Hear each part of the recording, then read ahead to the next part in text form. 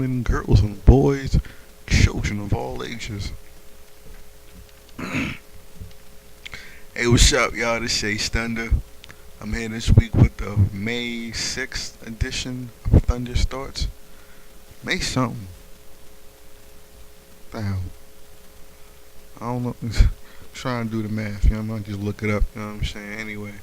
Because it's pretty much all these late ass. I mean, real talk, it's May 11th. But I'm doing this, but it's actually, I'm just, like I said, I've been catching up on all these old ass Monday Night Raws I've been missing. You know what I'm saying? This is going to be the last one that's going to be late. The way I got this formatted, I won't be able to just post them. I better just follow whatever happened. I think on like Impact, Smackdown, and then I'll do Monday Night Raw, and then it's going to start from there. So I was trying to figure out what day to even do it on. You know what I'm saying? Anyhow, let me ask you something. What you guys think about that that whole, I don't know, I mean, with the PlayStation 1 jump off, it's just that, you know what I'm saying, if you ever play like Dead Reckoning pretty much starts like that, you know what I mean, when you turn on the GameCube. You know what I'm saying? With the way the logo rolls out. You can hold down the buttons and it makes the clown noises and all that shit. You know what I mean? Nintendo 64 was out when PlayStation 1 was, so, you know what I mean? Same thing. I remember getting No Mercy when Smackdown 2 came out, you know what I mean? Anyhow, I'm gonna get this thing started. This week, I do have top fives, and I also have some new deals I'm gonna do. I did something last week, and I figure I might just do that from now on. I might just make that part of the show. So I got a thing called Imagine, where I just, you know, have you imagine something. You know, imagine something. You know what I mean? It could be anything in wrestling, in regards to wrestling. You know what I mean? I'm gonna lay out just almost an alternate universe of professional wrestling, just as of up to a certain moment. What you would think about it, you know, if I do get any feedback from you guys, it would probably be definitely in regards to what you guys think about what I'm asking you to imagine. You know what I'm saying? What you know what I mean? I'm literally asking you for your thoughts. You know what I mean? Anyhow, last week, I don't know, I'm trying to figure out a way to play the audio. I think I'll be able to do it now. If you ever heard me last week talking about Drew McIntyre, I was talking about, well, listen to this.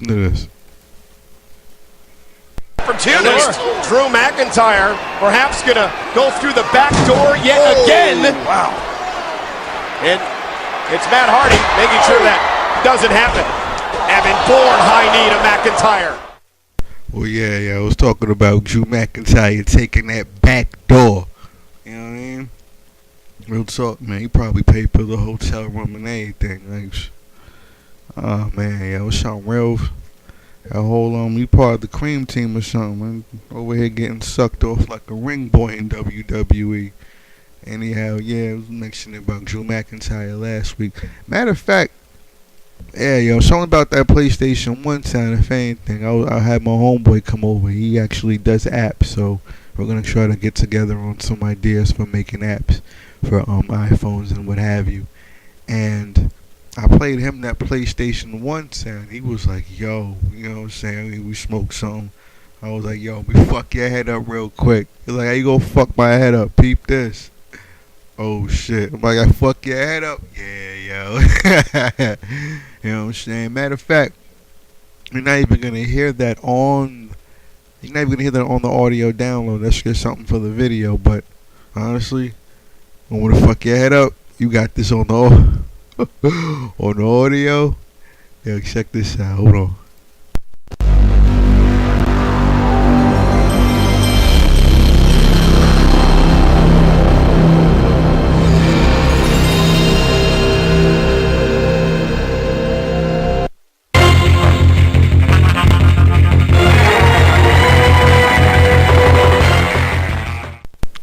I figure I'd throw that back, you know what I'm saying? Remember Jet Moto? 1996. 96. Remember that? You know what I'm saying? See, I'm telling you, man, we're coming to them CD games like black people, man. We was black. All y'all other PlayStation, all y'all other PlayStation 3, Xbox, y'all come from black CDs. Where it was born. I ain't no CDs, ain't no play, no video game disc came from Africa. You know what I'm saying? Alright, whatever. Nah, but let's gear it back towards wrestling, and what we do, and along the lines of hearing something really fucking strange. You want to hear something strange as hell? Let's just hear one more strange ass thing. But this is definitely in regards to wrestling. Matter of fact, it's that it involves the franchise of professional wrestling. Pretty much. Check this out. Oh, Big Show does not want to get too frustrated. Stay focused, champ. Stay focused, and you're gonna leave the garden with the United States Championship intact. I don't believe John Cena has any idea where he is as he struggles to make it to the ropes. That crowd at the Garden trying to will John Cena on. Well, yeah, big time support for Cena here in New York City, but I don't know if that's gonna matter any. Oh, look at this, John Cena. Big Show may have made a mistake. John Cena's got a sleeper hold locked in. Yeah, you hear that? That was John Cena at WrestleMania getting a pop from adult males. You know what I mean? That was pretty cool. You know what I mean? It's just, I guess this shit got tired. You know what I mean? That was about 7-8 years ago, damn near. Hey, John Cena, the weirder thing is that was the opening match. Remember that? You know what I mean? The opening match at WrestleMania 20. Anyhow, one more thing to address before I get into Smackdown from last week. It's in regards to the audio quality of this recording. And from now on, when Percy Pringle performs perfect, Pittsburgh, Pennsylvania pops. Just letting you know that I do have a better microphone this week. I'm gonna try to get an even better one. But from, pretty much, the way it sounds, I can say P word now. Before it was like, I have to try really hard. The sound is fucked up. I'm just not using a headset anymore. Why do they make headsets that shitty? I thought it was like, I don't know, it sucks. It really sucks to have some, I don't know. Anyhow, let's get into SmackDown. I guess I'll just kind of bring me back. It was like all my Aprils and what have you, WrestleManias and whatever. Anyhow, good to be back in order. Alright, I'm going to try to run through SmackDown real quick while it's still, relevant. Anyhow, show opens up, I believe, with Ryback versus Daniel Bryan. And people are saying that Ryback's new deal now, the way he has, less, I don't know, they're calling it a different kind of heat. And he's also, first of all, he's getting a different kind of reaction. Less people give a shit about him now. It's you know what I mean?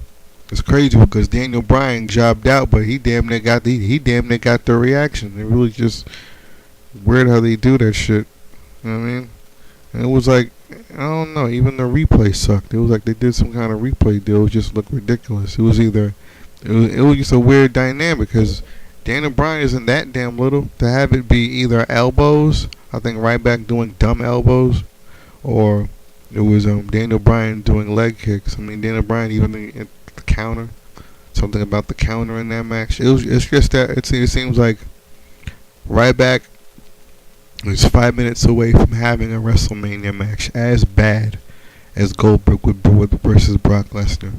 You know what I'm saying? I think it went to a commercial break and all that, and it was like, for what? It was just, you know what I mean? Well, it wasn't really, it should have been a short match, or it should have got to the point and told the story quicker, not even really jobbing anybody, but just, you know what I mean? It didn't make any fucking sense.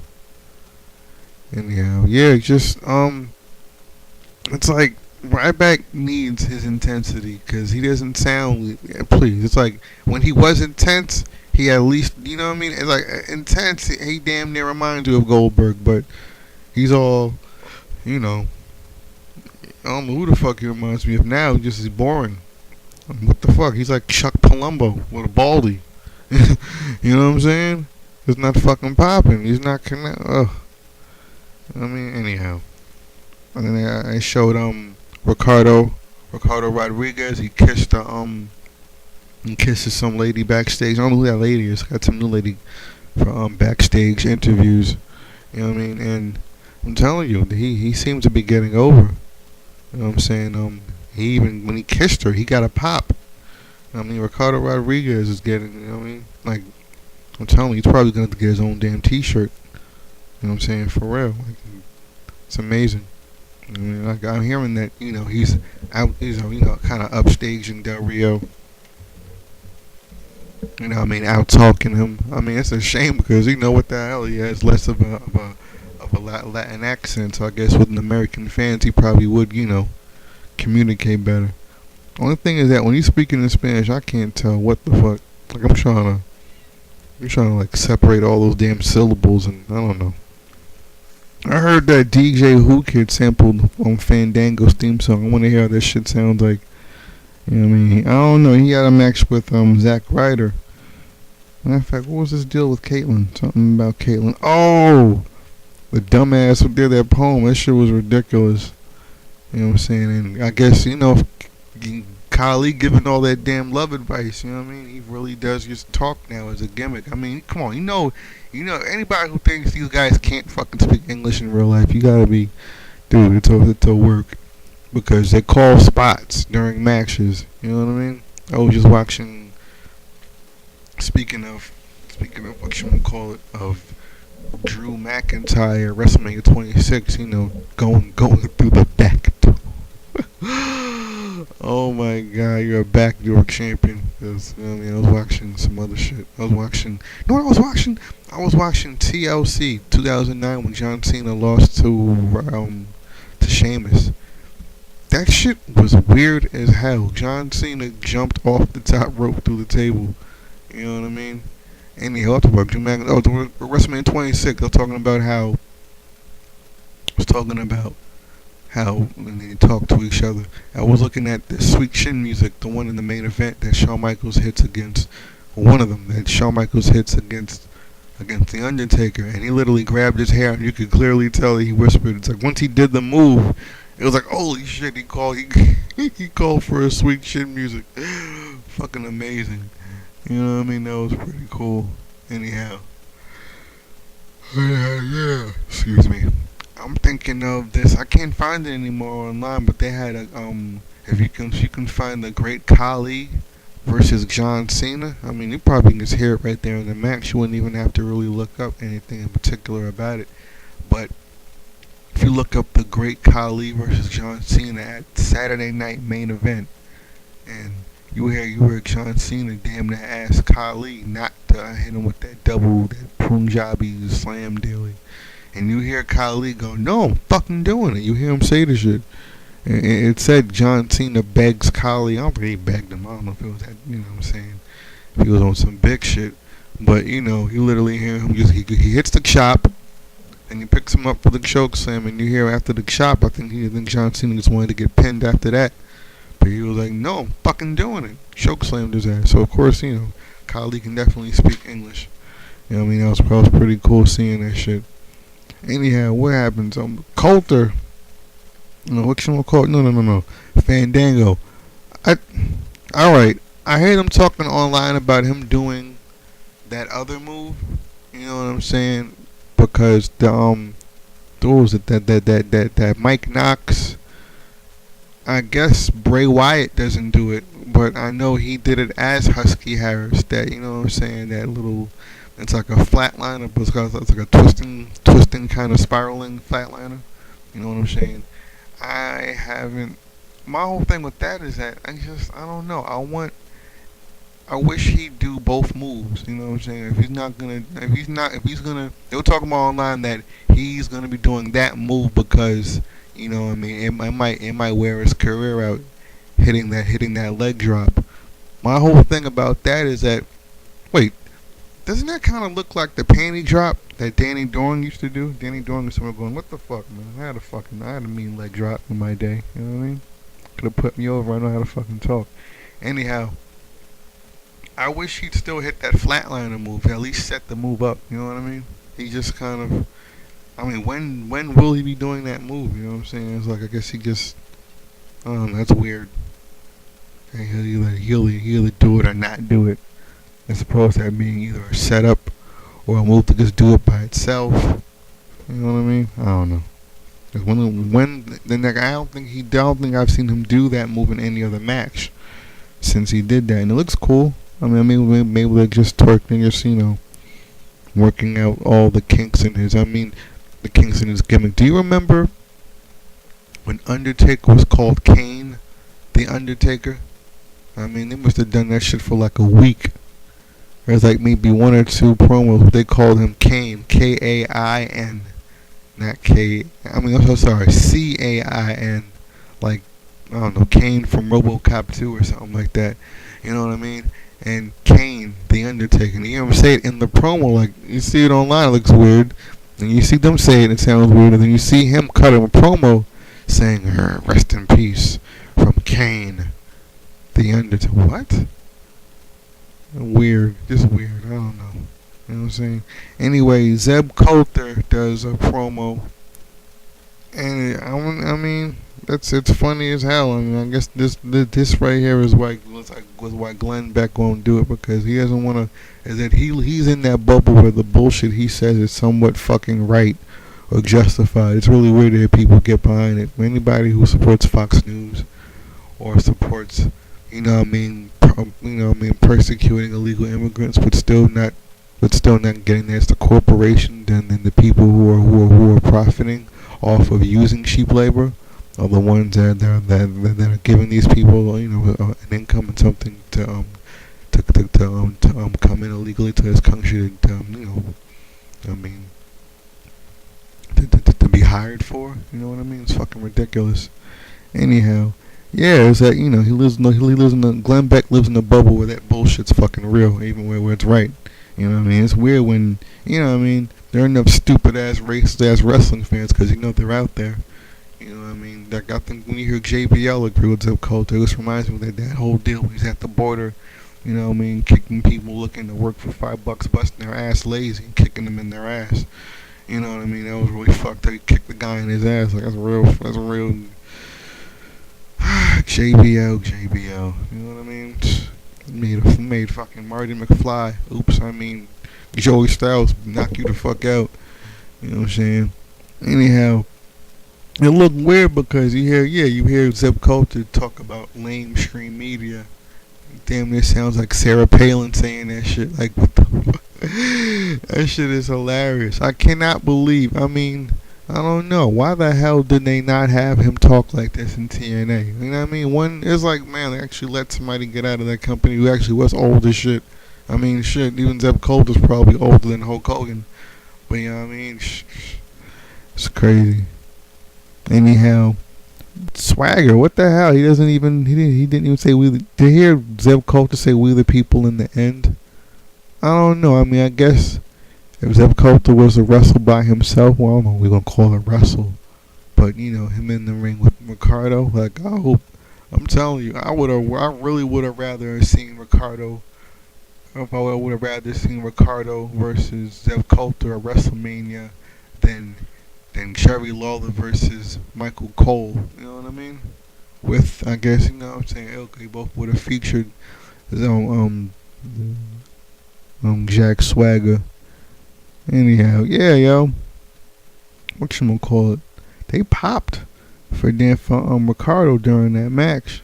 It was pretty cool. I forgot what I think he hit some kind of move. It was weird because wasn't he fucking sweet chin kicking him in the gut? He wouldn't even fucking fall. What the fuck kind of racist shit is that? He kicking you all in your gut and this old man won't fall down. That shit look dumb. Like, I don't know. I think he was trying to fucking bury him. Like, there really is some realism to that racist shit. You know what I mean? That shit didn't make any fucking sense. Anyhow, I want to know if Daniel Bryan and Zeb Coulter are gonna do a new beard war. Because remember, Daniel Bryan had that beard war with the baseball player, but the guy finally cut his shit. Anyhow, whatchamacallit? Who comes out? What's his name? Holla. Bitch ass, slave ass motherfucking, whatchamacallit? Teddy Long. House ass. Go pick some cotton, shine some fucking shoes. He's your house slave, bitch ass. Anyhow, yo, when he says holla like that, all not knowing what the fuck he even talking about, she'll want to be black ass. Not want to be black ass, want to be young ass. Doesn't he remind you of the dude from Dave Chappelle, the old man? Holla, holla, holla. Holla, holla, holla, holla, holla. Remember that shit? You know what I mean? I don't know how many of y'all fuck with Dave Chappelle, but that's what that shit kind of remind me of when he does it. You know what I mean? But yeah, whatchamacallit, he turns it into, I mean, yo, what the fuck, yo? Why they doing Dolph Ziggler like that? Now he got a concussion. He might not even be at the paper. That's what the man. He might as well not be in this shit. I think during that match, he first of all, Dolph Ziggler just magically appears during their match at ringside. You know what I mean? During commentary. So no pageantry for the World Heavyweight Champion and two other people that they're thinking about putting the damn belt on, but it's because, I mean, I guess probably Del Rio and Swagger probably is the hottest feud on SmackDown. The only thing is that, why don't you have your World Heavyweight Champion in any kind? He's like fucking on some real sidebar. You know what I mean? What the fuck, man? Looking like, you know what I'm saying? Ingredients to the meal and shit. You know what I mean? You can sprinkle him on a match or something, and of course he taps out. And I do believe this is the match where he gets the concussion. So it's like you're just letting this guy go to waste. And just, my goodness, even when ESPN putting him in the highest rank or something, whatever the fuck, it's ridiculous. You know what I mean? Anyhow, I think later on, Daniel Bryan gets hurt backstage. I mean, he gets beat up backstage, and I'm thinking he finally does something useful backstage, because he can't. I don't know if he can't talk during promos with the whole yes, no, maybe so shit, but he's not a good actor, put it that way. He does some really shitty acting. So what I'm saying he does with Cain, it's like, oh, God, it's terrible. Oh, man. Anyhow, who comes out? Oh, Randy Orton. This shit was weird as hell. Randy Orton, he didn't really hear something with his, like, he doesn't really get that. He gets that reaction pop, but he doesn't get that over pop. What I mean is that, kind of like Triple H at WrestleMania, how dead that shit was, but as dead as it was, he still got the pop when his music hit, the pop when he comes on stage, and the pop when he is in the ring and the lights hit and he spits out the water when he's in the ring. He's on the apron. It's kind of like with Randy Orton this week. It was like, I think he got a pop when the music hit. Randy Orton. Okay. You know what I mean? And then he didn't even get a pop when he walked out. You know what I mean? It was the same dead ass sound, but what he got a pop, like the name, like people just reacting to the name. It was like, on the way to the ring, St. Louis, Missouri, Randy Orton. You know what I mean? That was about it. He got like a reaction pop. It was just, I don't know. What threw me off was that I'm about to cover about how Sandow finally, Sandow got a reaction. It was consistent. It was like a pop. It was like a steady boo all through, you know what I'm saying, until he got to the ring. Only thing is that they didn't even mention that he was alone really until after the match. You know what I mean? If anything, it was more about Randy Orton beating both of them. But what threw me off was that I don't think they mentioned Sandow and Orton having this match on this week's Raw. You know what I mean? The one with Orton, with Del Rio, with Sandow singing. I don't know. I don't like him singing. I like if he would have just said something. You know what I mean? Put it this way. Sandow's whole gimmick is that he's really, really smart. He's really intelligent. Only thing about that is that singing, he looks stupid. I'm going to get on that shit later because it's kind of fucked up how we actually were saying that he's bland and boring. And it's, how the fuck do you... You know what I mean? Like, he took WrestleMania with John Cena for The Rock to say that, you know, Cena has about 4 moves and was fucking Eve Torres and got a divorce. It's like, holy shit. You know what I mean? He fucking laid into him. Like, no, you're bland and you're boring, but, you know, you're still gonna win. You know what I mean? Anyhow. Yeah, they, what happened, when Big Show knocked out, after the match when he got to the top of the ring, it was weird because I don't know. One, is that going to be his gimmick now? Is he going to be laughing all the fucking time? No. So it was kind of weird to have him Big Show laughing like that. Bad enough. Just maybe the size too, but didn't Big Show look like Bald Bull from Mike Tyson Punch Out? Plus the fact that, Little Mac is so small, like he jumps up to punch people that, Big Show compared to Randy Orton, he damn near looks like Bald Bull knocking out Little Mac. You know what I'm saying? That shit was weird as hell. You know what I mean? What else happened? Oh, alright. I think that whole deal with, with Cain looking like a Ninja Turtle with that dumbass mask on. Hell. Anyhow. Oh, yeah, when, Alright, so later on, Sheamus and Mark Henry have another strength test. God knows these things are interesting. Yeah, fucking right. I'm thinking, really? Watching Ryback and Mark Henry work out? I don't get it. He's like, this is what I do. You do dumb feats of strength or you kick people's ass. Which one? Like, I'm kind of confused. Anyhow, yeah, they do the whole deal, the arm wrestling thing, whatchamacallit. Alright, try it with my left hand, whatever. It's kind of cool that they're going back to having Mark Henry doing the feats of strength, because when he was doing that shit before, that was all he did. He didn't even have matches. He didn't. That was like 10 years ago. You know what I mean? A guy can rip a phone book. You know what I mean? All that crazy. You know what I'm saying? Be kind of cool to have him and Biggie Langston as some kind of tag team, seeing how they're probably the two strongest guys on SmackDown. You know what I mean? Anyhow, it was weird because after the bro kick, or before the bro kick, you heard Sheamus go, "Prove me wrong." I was thinking how Daniel Bryan is doing so many Chris Benoit moves and what have you. But, only a guy who's, friends with Triple H can actually just bust right out and say, "Prove me wrong." It's weird. Pretty soon they're going to have everything Chris Benoit does. Pretty soon they're shooting boogers like the Radicals. You know what I'm saying? It's really weird. I'm still thinking about that. I think Smackdown vs. Raw. I think it was the one right before he died, which only makes it more ominous and weird. But do you remember the Smackdown vs. Raw when every single body did the crippler crossface as like a basic submission move? Really weird. As long as you had the guy, laying face down, and you doing for a submission move, around his head. The guy would go for, women, all of them. Yeah, fucking Mickie James. Really weird shit. Anyhow, I don't know. JBL say, we fight on Friday nights. I'm thinking, dude, you tape on Tuesday nights. What are you talking about? That's just, I don't know. That was just weird. Anyhow, what was the main event? Cain and Ambrose.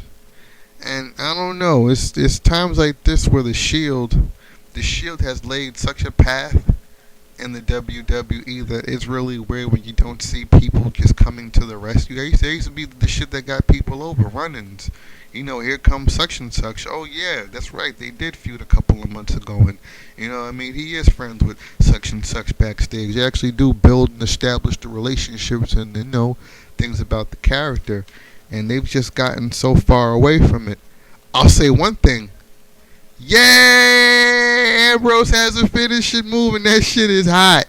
Only one left is I guess is Seth Rollins. I mean, I don't know if Seth Rollins has a signature move bad enough a finisher. You know what I mean? I thought his signature move was pretty much him rolling into the ring from over the barricade, and I don't think he does that anymore.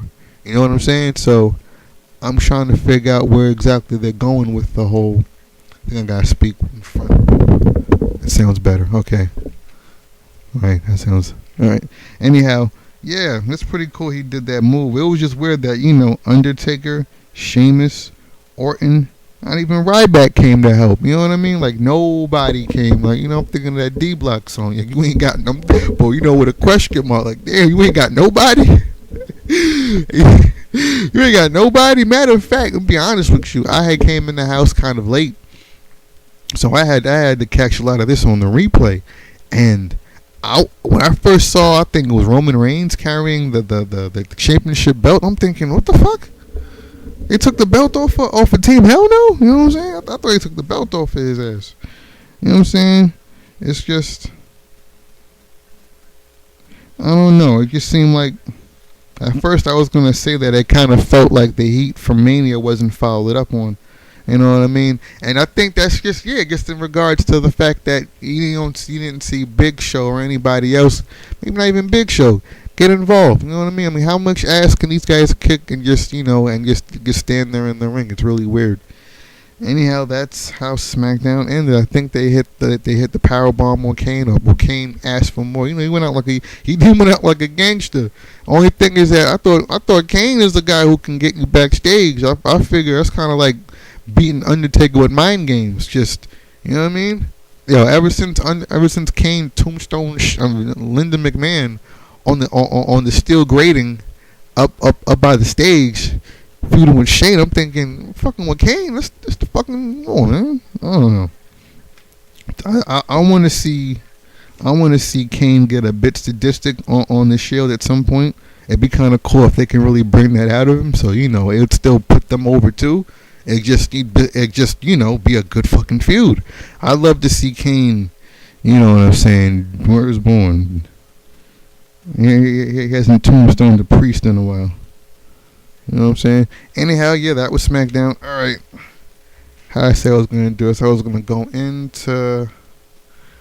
I'm going to go into my top fives. And, okay, my top fives are kind of interesting this week. Well, I don't know what you think about my top fives.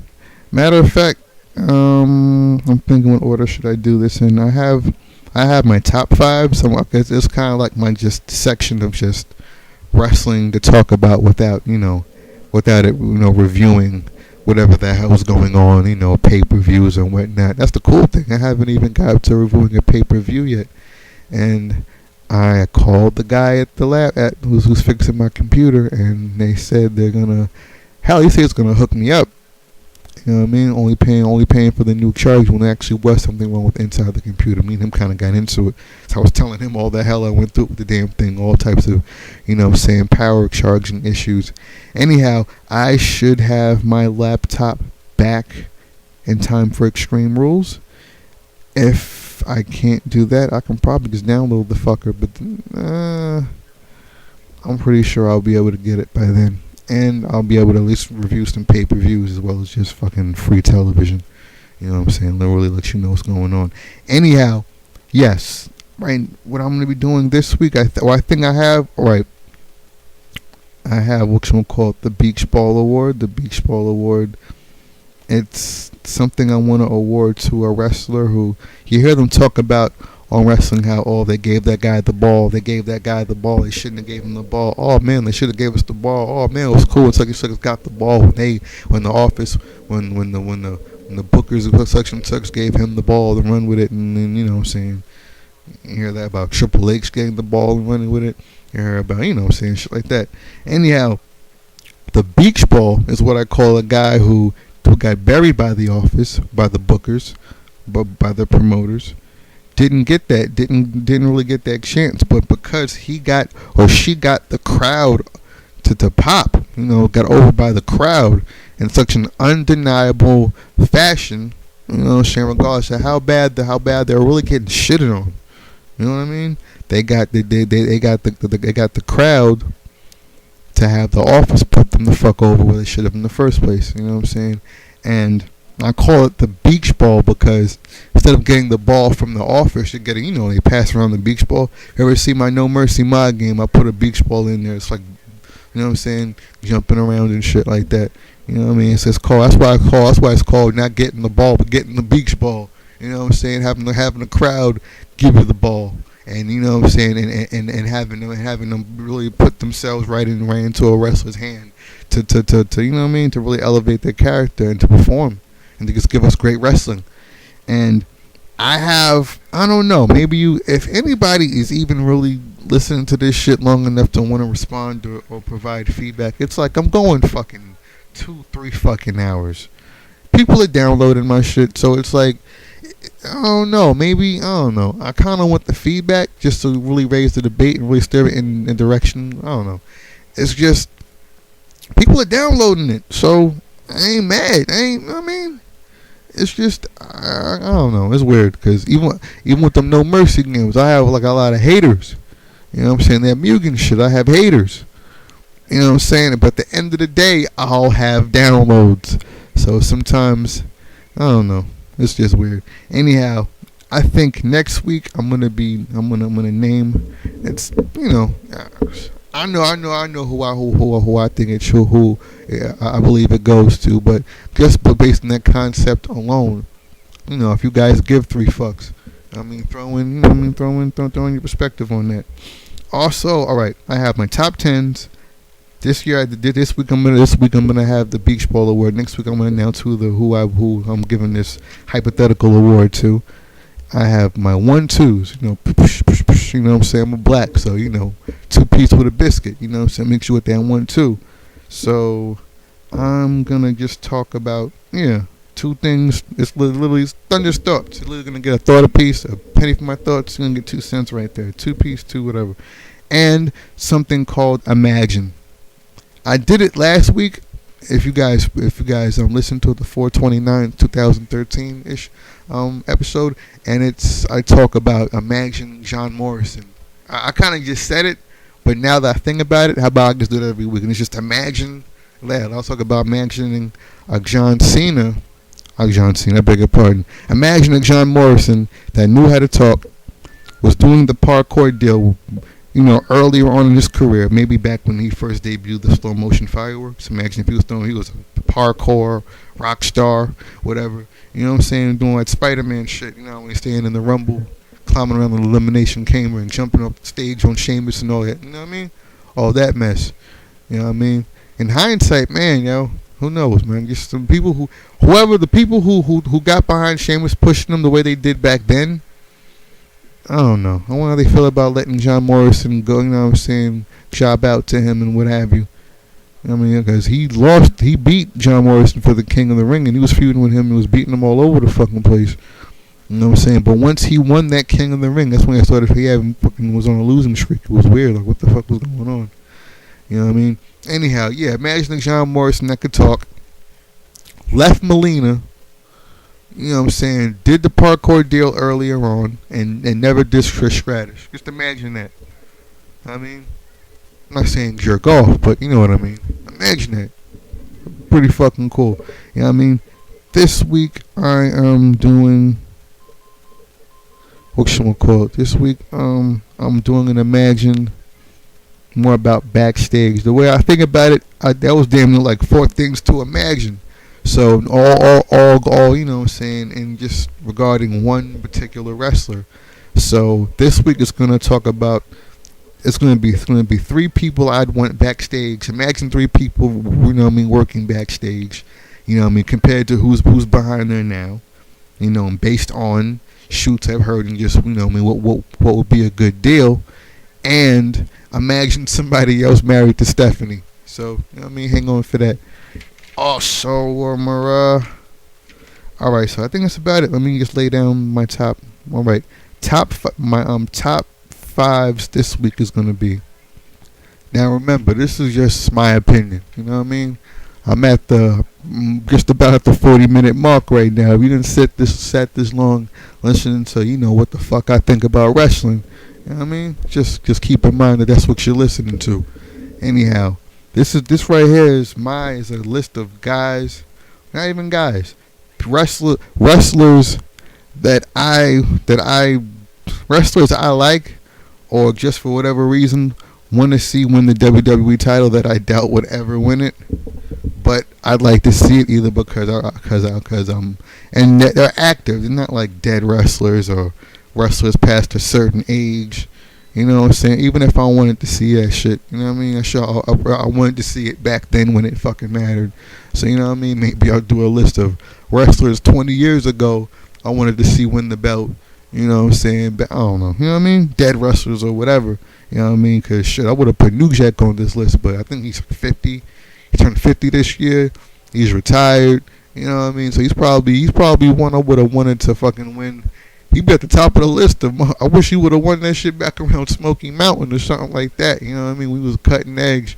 You know what I'm saying? I don't know. Before he had to get his whole forehead all scratched up and what have you. You know what I mean? Anyhow. Alright, no particular order. Well, I don't know. I kind of got them in an order who I All right, number 5, just because it's had a novelty, China. Yeah, China.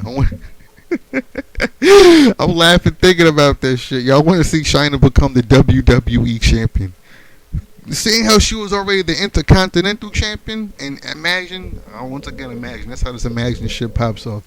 Just, if Triple H was in charge the way he is now, but there wasn't any controversy between the way him and China broke up, and the porn, you know what I'm saying, and the drugs. You gotta take all that shit out the way. But not even taking that shit out the way, just imagine some fucking, I don't know. Like I said, this isn't about who I think would be cool to score points with you guys, or what I think if I think it would, like, change the landscape of wrestling and do all types of crazy shit. I think it'd just be some, like I said, just for the novelty. You know what I mean?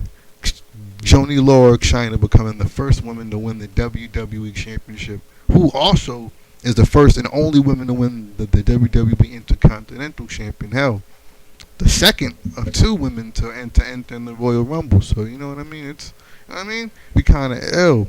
Then again, all them damn steroids, you know what I'm saying? I don't know, fucked her shit up doing all that on steroids. I look crazy with what that does to women. You can just go look up a bodybuilder, like a female bodybuilder, and you just look up to see whether she took steroids or not, just based on her voice and her chin. That shit look crazy, you know what I mean? They had this black lady, pretty as hell, chocolatey as hell, but when she talked, that shit turned a woman into a drag queen real fucking quick. One thing that's why they call it looking strong in the face. Looks like a power lifter, you know what I mean? Oh man, anyway, number 4, John Morrison. And then again, I'm going to be doing a little rundown of just 10 little news deals. You know what I mean? I read up online, you know what I'm saying? They're recent. I want to wait a week to report about what's, relevant news-wise in wrestling. That'd be kind of dumb. I want to wait a week for that. So I'm going to run down just what I just saw in the whole wrestling deal, on the dirt sheets. Dirt sheet news. So I'm saying, I'll go, like I said, every week I comes with a disclaimer. Letting you guys know, you know what I'm saying? It's a dirt sheet, so I don't believe the shit 100%. And I don't want you to believe in that shit either. Just because I'm telling you, you know what I mean? Anyhow, yeah, I was thinking about what was it? About John Morrison, about how he, alright, this is a list of people I doubt, like really doubt that would ever happen. Like China, you know what I'm saying? China being a perfect example. You know what I'm saying? Her becoming the WWE champion, regardless of what she has accomplished in this business. And anyhow, John Morrison actually did an interview with WWE.com, for WWE.com. It's online right now. And I don't know how likely it is that he's going to come back. He got into a big tiff, a big gig. He got some heat for, trying to bury Trish Stratus for whatever the deal was. But in this interview, he actually rips the Miz apart. Not rips him apart, but he kind of. Then again, it might actually be something that maybe him and me. He probably still is in contact with the Miz. I think they really are friends. And speaking of the dirt sheet, you know what I mean. And maybe it's something that he actually agrees with in regards to the Miz. And it's something that Randy Orton also said about himself earlier on. I don't know how he feels now, but. More on that later. Anyhow, yeah, I'd love to see John Morrison become WWE champion. You know what I'm saying? Then again, like I said, I also like to see him learn how to talk. And you know what I'm saying, if Melina is what everybody said she is, and I hope she isn't. I hope it's, maybe he's a pimp too, and it's mutual, but they just focus on her doing it more, and don't know he does it too, you know what I'm saying, freaking off and whatever. Anyhow, alright, number 3. The Native American Tatanka. If you remember him coming back around the Royal Rumble, I think 2008, I think it was. Not too long ago. Hell, I was looking at some of his old matches back from like 1992 when he was back during his undefeated streak. When he was they said he was about maybe 260 then. And they at least built him at 260. He did not look 260. He damn near looked like Ultimo Dragon. You know what I mean? He looked real. I don't know.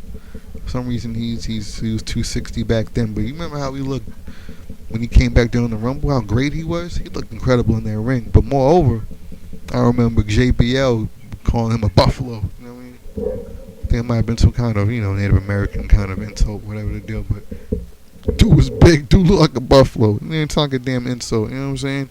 He's 48 years old. I don't know. You know what I'm saying? It's kind of, you know what I'm saying? Maybe if not WWE champion, even though I love to see him do it because I think it was incredible. It was really weird how they kind of just fucked up the whole angle. That kind of just had him, what the fuck? He argues with a ref and it makes him paint his whole fucking body some weird ass, dumb ass color.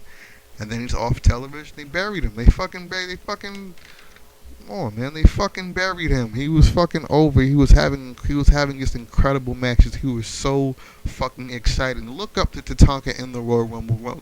Tatanka on Smackdown. Real incredible. Real, just a great performer, and a great athlete, and at that age. And he looked like bigger. I don't know what that was, the juice or whatever, but, you know what I mean? I just want to know if he was 260, if he really was 260 in 1992, back then looking so slim, tomahawk chop off the top rope. How big was he in 2008 and 9? Big as hell. You know what I'm saying? Big motherfucking buffalo right there. You know what I mean? I think the microphone's better like that. All right. Yeah, he could shit. If anything, he could sure as fuck be TNA champion. First of all, his hits. He looked, man, shit. He's 48 now. He looked incredible back then. Who knows how he aged? I'm not sure. But compare that to fucking Sting. Like, I remember hearing about Road Warrior Animal. I fucking love that guy. You know what I'm saying? Road Warrior Animal. I put him on this list. I'd put him on this list, except I'd rather see him backstage and, more on that later. That's actually something. He's one of the people. Well, I don't want to give away my shit too soon. Otherwise, we rehashing too much. Anyhow, Tatanka, great performer. Like, if you look at that Sting Matt Morgan match, like, I remember Road Warrior Animal talking about people need to lay it in, those punches, and that's got old school guy. And Sting, what the fuck? That's old school. I'll listen to a TNA, Don Tony, Kevin Castle. They were comparing Sting to, what I said he was biting off of, not the Crow, not the Joker, somebody. Anyhow, I always think, as soon as I heard him say Showtime, I'm thinking he's Beetlejuice. That's Beetlejuice. That's 1989. Whatever they said it was, I'm thinking Beetlejuice, which was even older than whatever they were referencing. I forgot what the hell it was. I just heard it. I was listening to some old episodes, listening to a whole bunch of wrestling. Jesus, everybody just gearing up for the show. I want to just kind of just get in that debate. Because sometimes like, oh man, I wish I can get one of these guys to, go back and forth and just discuss. Not really debate. I'm not really trying to argue with anybody in regards to wrestling, but I love to just have that discussion. You know what I mean? Have that, just, you know what I mean? And ideas. And, yeah, oh my God, Sting and Matt Morgan, fucking baby shit, you know what I mean? Yeah, Sting's Beetlejuice, Showtime, you know what I mean? Give me a fucking break, it's fucking Beetlejuice. Anyhow, yeah, fucking, what the fuck, Matt Morgan and Sting, that shit was fucking, man, I'm thinking, I don't know when the last time they've come up with a good wrestling term. I remember Brock Lesnar, when he fucked that, the shooting star, they call it when he Brock, you know what I mean? Fucking wrestling term, when he fucking Brock, and trust me, that was probably Triple H. Came up with that bullshit, you know what I'm saying, burying the fucking threat. Just fuck out of here. He probably the whole time when he was please. You know what I mean? Beat the shit out of that. Oh my God, it's ridiculous. Bad enough. Shit. Brock fucked the shit out of Stephanie.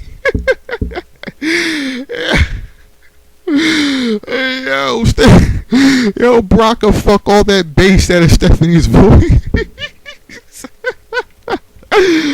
Oh man, he make her dimple pop out in her chin. Oh man, I'm terrible. Oh man, I'm sorry.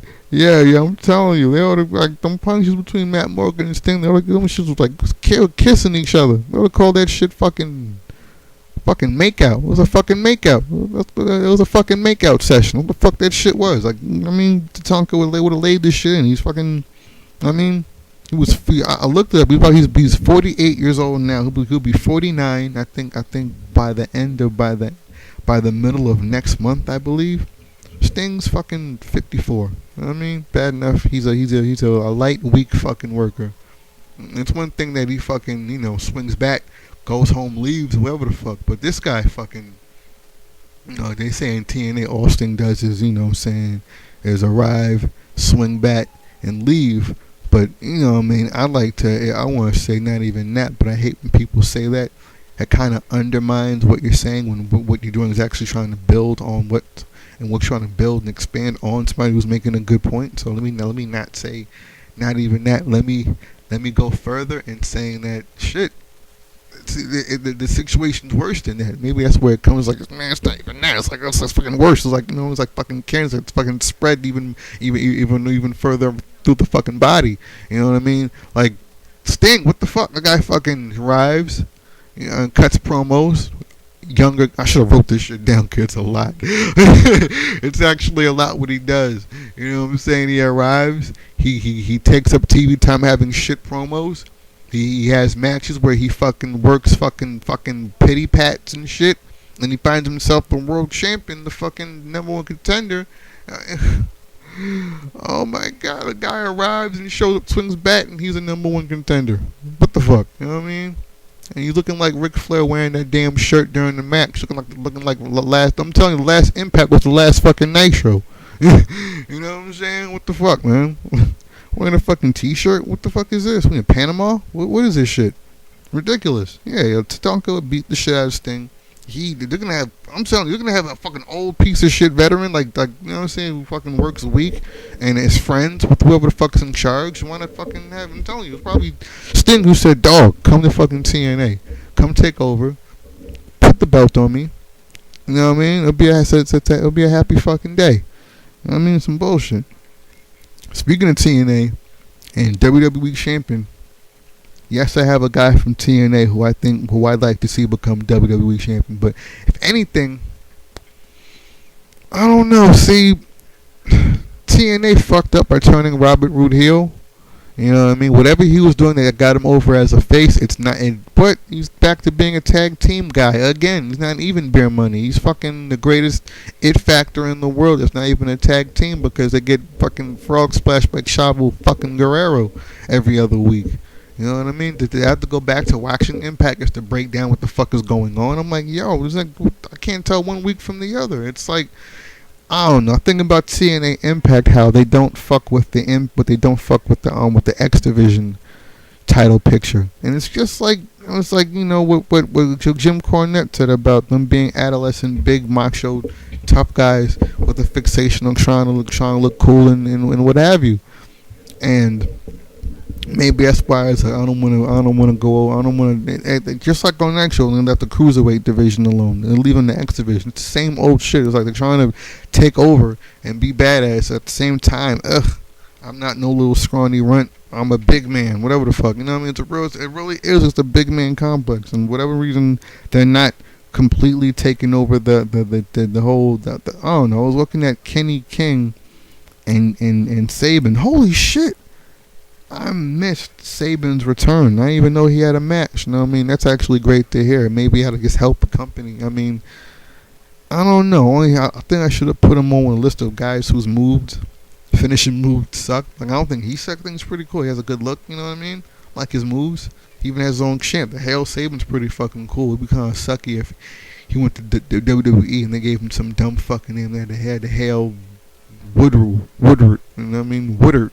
Bob Woodard. Give some dumbass name. You know, they hail that shit. You know what I'm saying? For some reason, yeah, the Ace and Eights don't run down on didn't run down on hasn't fucked with the X division. And yeah, that cradle shock. I hate that fucking move.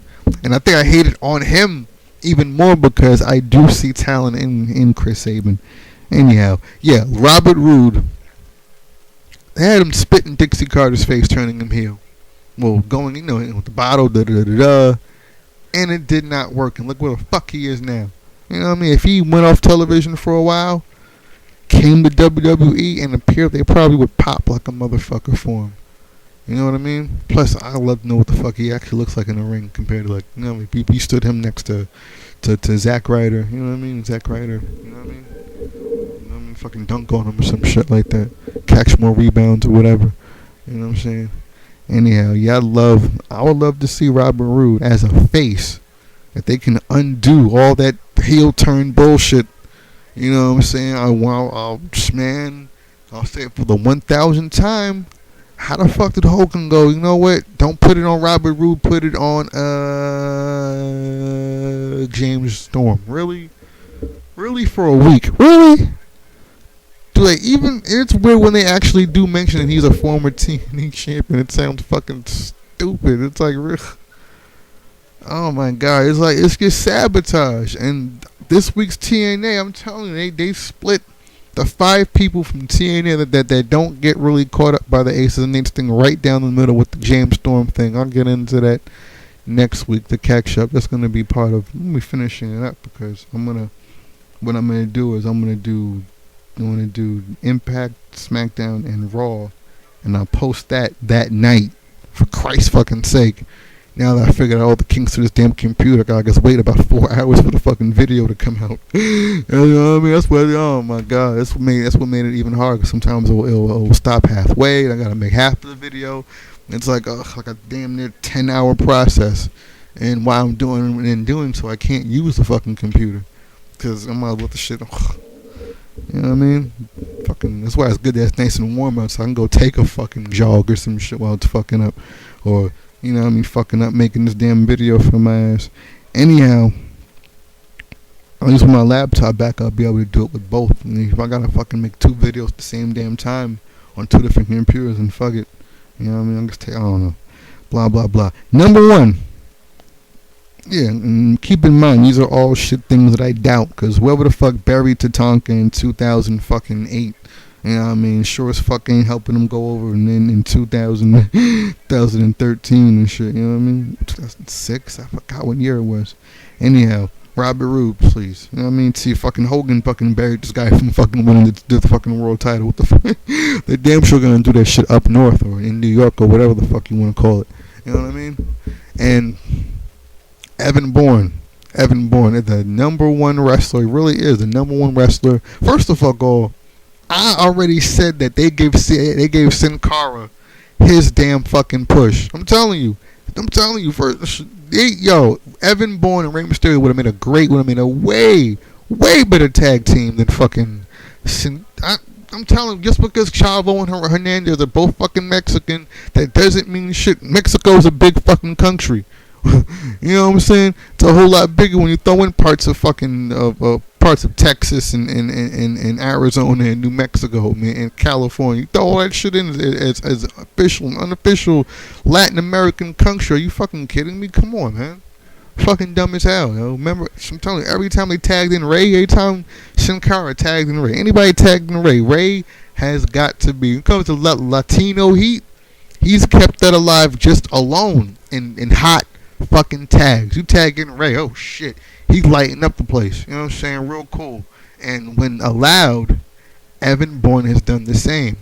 And you want to talk about getting buried on a smaller scale for an even less, prestigious title. I was saying back when my very first Thunder starts, how I put the belt on Evan Bourne. When you download One Whole Week of Wrestling 2011 and 10, you know what I'm saying? The very first one I put out, Evan Bourne is the WWE Champion. And I don't know, if anything, I did have the Cruiserweight or the Light Heavyweight title as replaced by the Winged Classic, the title, the one that Ultimate Warrior used to swing around. You know what I mean? That one, the winged era one, the one before the Attitude Era, the one Stone Cold beat off of Shawn Michaels, WrestleMania 14. I'm trying to use it. I'm trying to show like the latest appearance of that belt scene used in professional wrestling, because I could say the hardcore title, but that was just dumb. Once that's the whole thing. It's like I didn't know who the fuck Matt Seidel was. I didn't know who the fuck that was. So when you're burying some outside guy because he's from some company I never even fucking heard of, you're burying your own fucking company. You're burying a guy you fucking paid, and you're pissing off your own fucking fans and fucking your own spiteful ass backwards fucking way of booking. It's so fucking spiteful. It's so ass fucking backward. It's so fucking. It hurts the fans so fucking much. It's like you're burying some guy we all like, and we pay you, and that's how you earn your check. What the fuck, dog? Follow the fucking money. I learned that from watching The Wire. What the fuck, man? It's fucking stupid as hell, yo. I'm telling you, they don't even have a cruiserweight fucking belt. Evan Bourne is back off an injury. He's working house shows. He's on his way back to being on television to do what? To do what? Air Boom? To do what? Do what? What the fuck? Come on, man. They don't even have a tag team. They had what was that shit? Tyson Kidd and Justin Gabriel, the black and yellow guys, the fucking Pittsburgh, not Steelers, whatever the fuck they were. The black and yellow team. They don't really have fucking teams. They got fucking far away from teams. They actually have to name the people as teams. Team Hell No and Team Rhodes Scholars. I ain't forget what the fuck teams are. I already said this shit. It's not Team LA Lakers. You know what I mean? It's not Team New York Yankees. It's fucking stupid. Y'all got so far away from shit you have done. I mean, as far as, you know what I'm saying, acting as if the WWE is the only company that fucking exists. What the fuck? It's ridiculous, man. You fucking ran damn near had 2 tag team titles. Running on a show apiece. And damn near got that shit somewhat over. I'm looking at WrestleMania 20. What was this? Rob Van Dam and Booker T. Instead of Harlem Heat, you got 420 Heat. I don't know what the fuck. 420 Bong Lighter. I don't know what you. I'm telling you, I used to have so much fun. It was unfortunate that you couldn't really do it, but I used to make a whole bunch of tag teams on Smackdown vs. Raw because they weren't doing it. Gave them cool names. They weren't doing it. You know what I mean? I remember going into the video rental store and looking up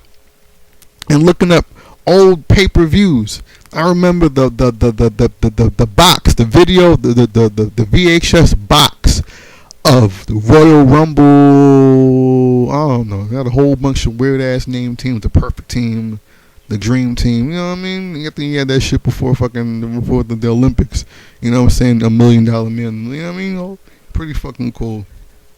And yeah, they don't even have a belt for Evan Bourne, and God knows how fucking ass backwards these people are gonna be. It's gonna be fucking silver or some dumb shit. I talk about that this week on Raw. How when you look at it, which fucking belt should be fucking gold or bronze? Because look how they're using the U.S. title and the Intercontinental title, a title that they actually fucking discontinued and phased out. And I've already said this shit. What the fuck? It's one thing if you have a wrestler who's not getting over and whatever the fuck, but if your belt is not getting over, that's because it's because you suck as a company. It's because your booking sucks. There's no what the fuck? The fucking belt can't cut a fucking promo. If your championship matches are that fucking sucky, you're doing something wrong. It's not the belt's fault. It's probably not even the wrestler's fault. There's no way on earth that the prestige of a belt should be fucking lowered. And fucking silver and bronze? What the fuck are you trying to say? What the fuck? I'm gonna pay you? Do I pay you in silver and fucking bronze? Because that's what the fuck value you're fucking giving me. You're telling me. It's fucking stupid, man. Bones and fucking organs are fucking bronze, silver, and fucking gold. Like, you out there busting your ass. There's no fucking less.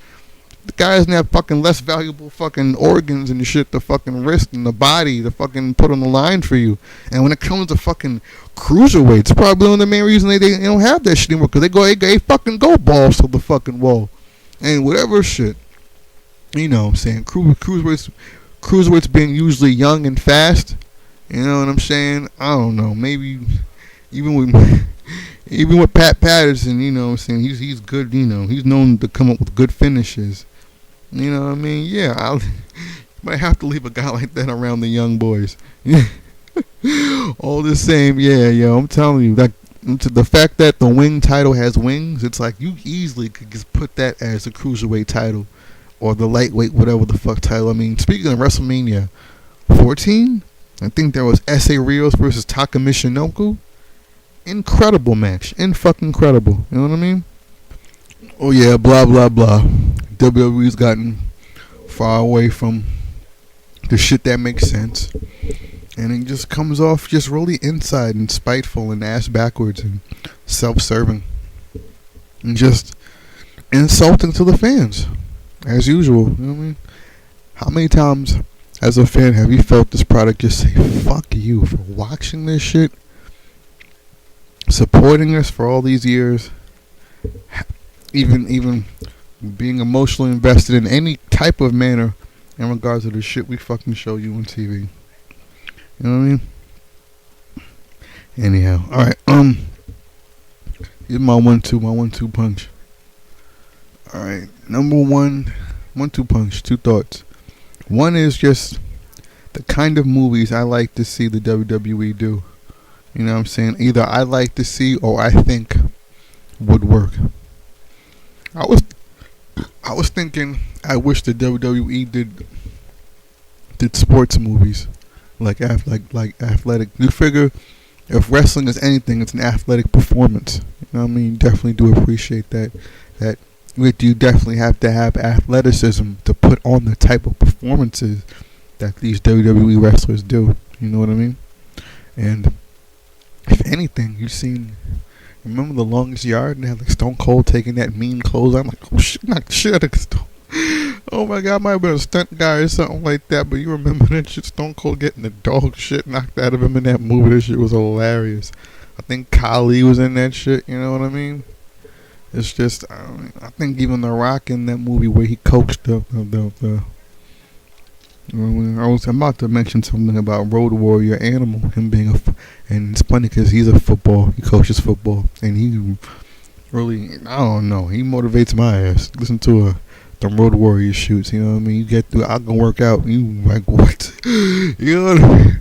Yo, I be curling this shit out them weights and doing pull-ups, the heart running.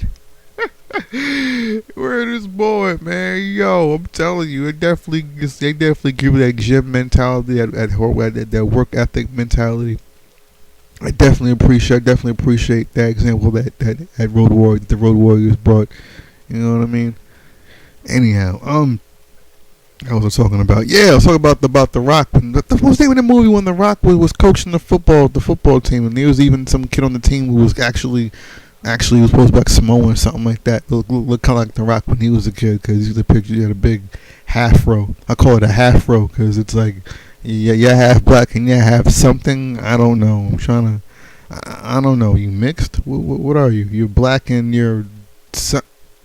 I give up. Japanese? Dwayne, are you black and like Japanese or something? What? Like my friend Tiger.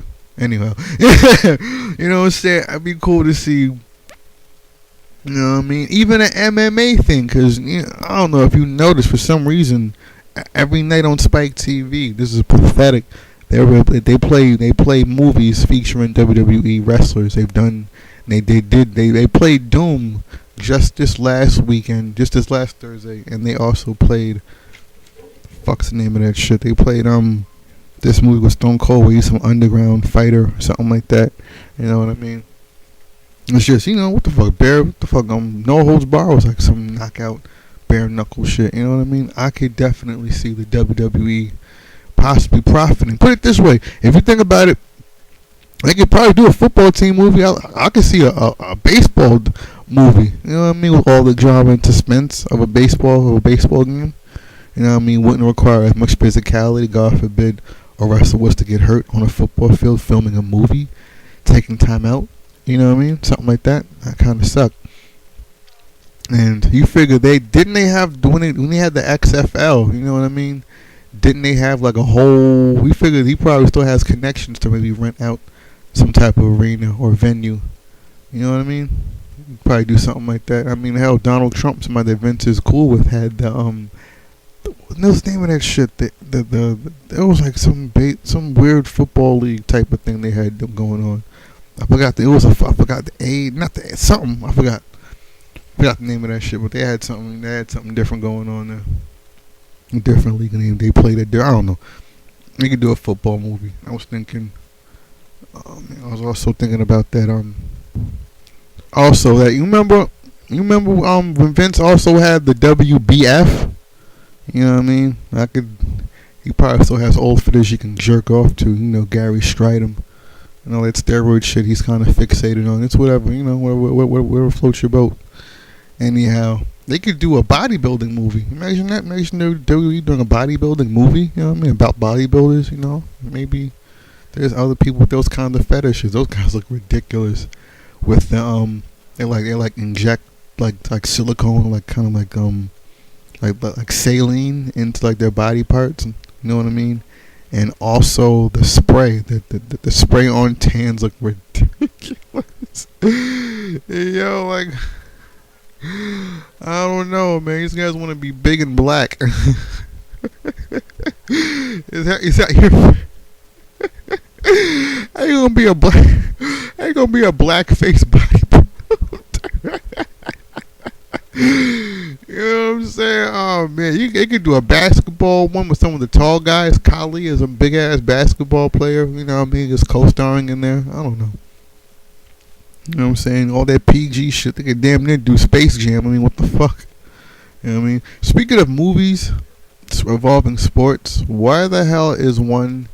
How the hell could John Cena really teach a kid how to wrestle when he gets punches and kicks? I mean, I was just watching... What was the name? I forgot the name of that Big Show movie. Something Knuckle. I was thinking that in regards to John Cena, even though... I don't know how... They could always cut a promo... Where John Cena's like, oh, you're Superman, The Rock? On The Rock, you're Superman? Cause I'm the one put your ass in the hospital. You know what I'm saying? Yo, I don't know. John Cena's in the hospital and shit. And The Rock's in the hospital. Motherfucking The Rock. John Cena damn near put him in there. You know what I'm saying? Damn near worked him, whatever the fuck. I mean, made him turn oblique and whatever the fuck. I was watching, speaking of WrestleMania 26, I was looking through the whole pay-per-view. And the Batista John Cena match where John Cena, it's pretty cool because it actually looks like this hack that Halo Overhead just made. I gave it to Dolph Ziggler. I forgot who he gave it to. I think it's the top rope move. But I think he gave it to Ziggler as well. Whatchamacallit, John Cena actually does that move, a top rope 5-knuckle shuffle off the top rope, and it was actually pretty cool. It was like, I don't know what you call it. It's a top rope 5-knuckle shuffle. I'm thinking, call it the super knuckle. You know what I'm saying? Or superplex. Plus, what the fuck else does John Cena do? That could be John Cena could do a movie as a hero, as some superhero named Super Knuckle. You know what I mean? Cause I don't know how the hell he's teaching some kid how to wrestle for real. When boy, they put you at your best with Kurt Angle to help teach you some fucking wrestling. You know what I'm saying? What the fuck are you talking? Where is more? Speaking of teaching somebody how to wrestle, Kurt Angle can always... Boy, I taught John Cena. They had me working my angle. That kind of got boring after a while. But it was a good, definitely good matches. Kurt Angle versus John Cena. Somebody gonna wrestle their ass off. Somebody gonna have to. You know what I'm saying? Where is more? I don't know how the hell you didn't see him doing new moves. It was pretty cool when Kurt Angle and Randy Orton were exchanging fucking moves. I mentioned something about Randy Orton having tights about 9-10 years old, and how his moves are only about maybe a couple of years a couple of years younger than that. You know what I mean? Same old tights, same old deal. Like, you know what I mean? It's like he still has his own damn news network. You know what I mean? Anyhow, yeah, I'd love to see a sports movie done. Say a couple of sports movies by the WWE. Hell, I'd love to see the WWE do like a Ready to Rumble, but not an abomination that helps close the whole fucking company. Speaking of which, I wonder with this thing about Charles Cena, the guy who got, first of all, didn't this guy just get knocked the fuck out by John Jones? So maybe he was talking crazy. Why is everybody responding to this guy saying he wants to buy the WWE? He probably can't even afford it or whatever the hell. I want to know, how much would it cost to buy the WCW from WWE? Footage, championships, whatever. Nitro ring, the Nitro arena. You know what I'm saying? Set. I'd love to know if Chris Jericho, he said back then he could have bought WCW for what it was worth if he knew it. Something else I want to mention. Oh my God! Remember if you revised the Monday Night Wars DVD when Chris Jericho got so frustrated with breaking the chair, that some of it seemed a bit realistic. I mean, he really did leave the company, and look what he accomplished in doing so. And yeah, imagine Chris Jericho. Maybe that's, I don't know. Maybe that's next week's Imagine, but fuck it, bonus Imagine. Imagine if Chris Jericho actually did buy the WCW, or imagine if he's made enough money that he could buy the WCW from the WWE right now. What do you think about that? I mean, he's making fucking stars. Dancing with Stars. That's motherfucking making some stars. That guy, you know what I'm saying? Look at Fandango, man. He put that on the map. You know what I'm saying? It's kind of fucked up how Fandango can't dance, but he damn near has his own dance move. Like, you know what I mean? The fans fucking, that's why it's called a Fandango, because the fans made him a fucking dance move. You know what I mean? The fans dango. That's it. The Fandango and Shane. I don't know. I think somebody did that already. I don't know. Anyhow. Alright, that was one hell of a fucking penny. Alright, number 2. Ah, man, how bad I missed the promos from WWF Superstars. As a matter of fact, I would like to play you some audio. I want you to listen to this. It's going to take you back real quick, okay? Well, some of you are going to go, what the fuck? Keep in mind, shit's on YouTube. WWF Superstars. It's on YouTube, you know what I mean? Fucking amazing shit. I actually just downloaded a Saturday Night Main Event April something. It said April something 1991. I remember it particularly for being the Battle Royal that Tugboat and Hulk Hogan, so I don't know, started beefing with each other. And it was weird because they were raking each other's eyes in the match. Like, what the fuck? It was weird. It supposed to be two good guys. It's kind of like that movie with what was it? Tom Cruise, Born the 4th of July, when they were spitting each other's face, and two guys in the wheelchair. It was fucking veterans and shit. Fucking hilarious. Anyhow, I want you to listen to this. Okay, hang on. Hello, everyone, and welcome. Spring has officially arrived, and although the rest of the country is preparing for warmer weather, the World Wrestling Federation has already been experiencing some extremely high temperatures. You are going to see clear evidence of that fact in just 1 week, when next Saturday night, March 28th, at the Boston Garden, live action erupts at 8 p.m.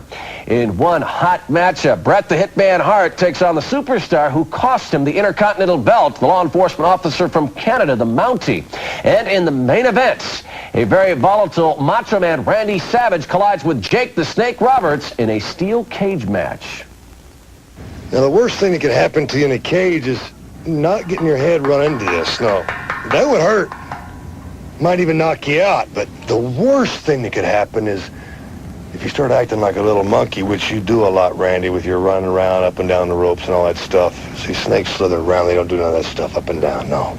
And maybe you get to the top of this cage and you're thinking you're on the way out, and all of a sudden a horrible accident happens. Like falling from the top of this thing. It's 15 feet down. At least 15 feet. But then again, you've been drugged down a lot further than that here lately. The pictures, sore spot. Undertaker, I'm coming to get you next. But for right now, Savage, I'm going to do the main thing. Take care of you. Yeah, man, that was pretty cool right there. You know, yeah, not only do I wish that not only do I miss the stand-up promos that they used to do in the backgrounds, but that show was called WWF Superstars for a reason. They made fucking stars on that damn show. You compare that shit to fucking, well, right, first, let me say this. What was so cool about Superstars in hindsight wasn't just the fact that, yeah, you got to see the stand-up promos, and you got to see, you know, jobbers, you know, them putting themselves over on jobbers. You know what I'm saying? Get to see, you know, a wrestler with their talent displayed. Hell, even help put some money in the indie guy's pocket. You know what I mean?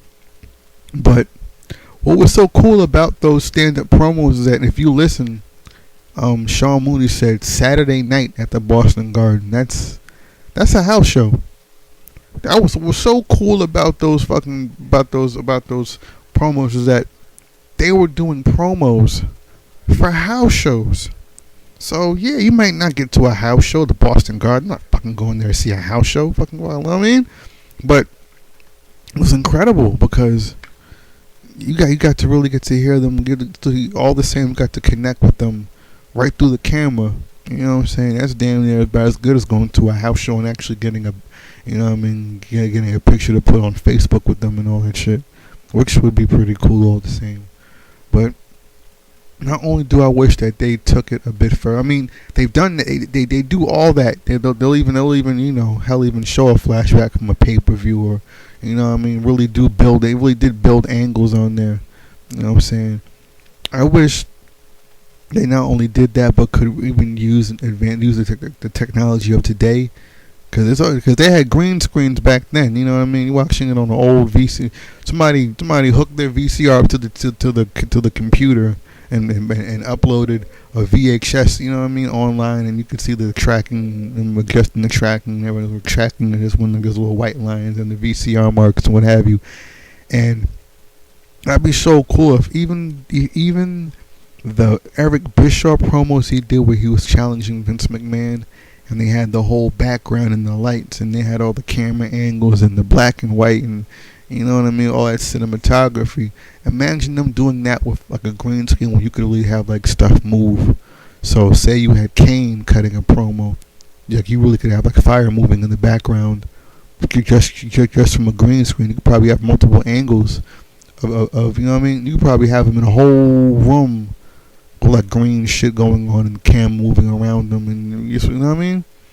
Kind of like that thing they did where, I don't know, man, it looked cool to begin with, but the WWE really got that shit over. If you remember the UPN 9 thing with the camera would spin around them, and they had that for everybody. Moesha, you know what I'm saying, all those UPN shows. But for some reason, when the wrestlers, they knew how to pose and look badass with the camera going around. They really look fucking cool, and they did it. For some reason, they just look way cooler. You know what I mean? The Rock look a whole lot cooler than people from Star Trek Voyager doing that shit. You know what I mean? You know what I'm saying? They've just gotten so far away. I mean, you remember the old school Raw? The first one they did with the very first old school Raw they did when, what was it? I think when it was Cena shooting with the Miz. Anyhow, I think the Next was still around and all that mess. Anyhow, they had Kofi Kingston. And what the fuck is Kofi Kingston then and now? I don't know what they're doing with Kofi. He's like, I don't know. It's weird. Anyhow, they even had Kofi of all people doing one of those things where it's like a match going on, and then they'll have the little box in the corner, and then we're cutting a promo in there. And it's like, how did you guys get? That's not old school. That's just what works. That's just functioning and profitable. It's just effective methods in promoting your business. That's not old school. Why is that old school? Why is that I just don't get this fucking. It's like they don't want to make fucking. It's like, you hear people say that you can only be as big as Vince lets you get big. They're only gonna get but so big. You know what I mean? And that shit's real, because it's like you got guys with charisma that never get the fucking they never get to display it. You know what I mean? Even with Stone Cold didn't get to just be him. You imagine Stone Cold 2013, the fucking ringmaster. You imagine that shit? Gets injured one more time, they fire him. He damn near goes back to ECW or whatever the fuck, you know what I mean? He becomes another non-Italian FBI member or some weird shit like that. You know what I mean? It's Tracy Smothers and Steve Austin. You know what I mean? Some dumb shit. You know what I mean? Fucking weird as hell, man. Anyhow, alright, I'm done with that. I'm at the hour and a half. I'm going in. Alright. I actually wanted to throw in one more guy I'd like to see become the WWE Champion, and I haven't really seen him. And then again, I'm not sure if I think I'd rather. I don't know. Maybe, as I heard, I want to see James Laurinaitis, whatchamacallit, son, Road Warrior Animal son, become a wrestler. But then again, I don't know. I think I'd like to see him become a Road Warrior, and because I don't know, it sounds kind of dumb.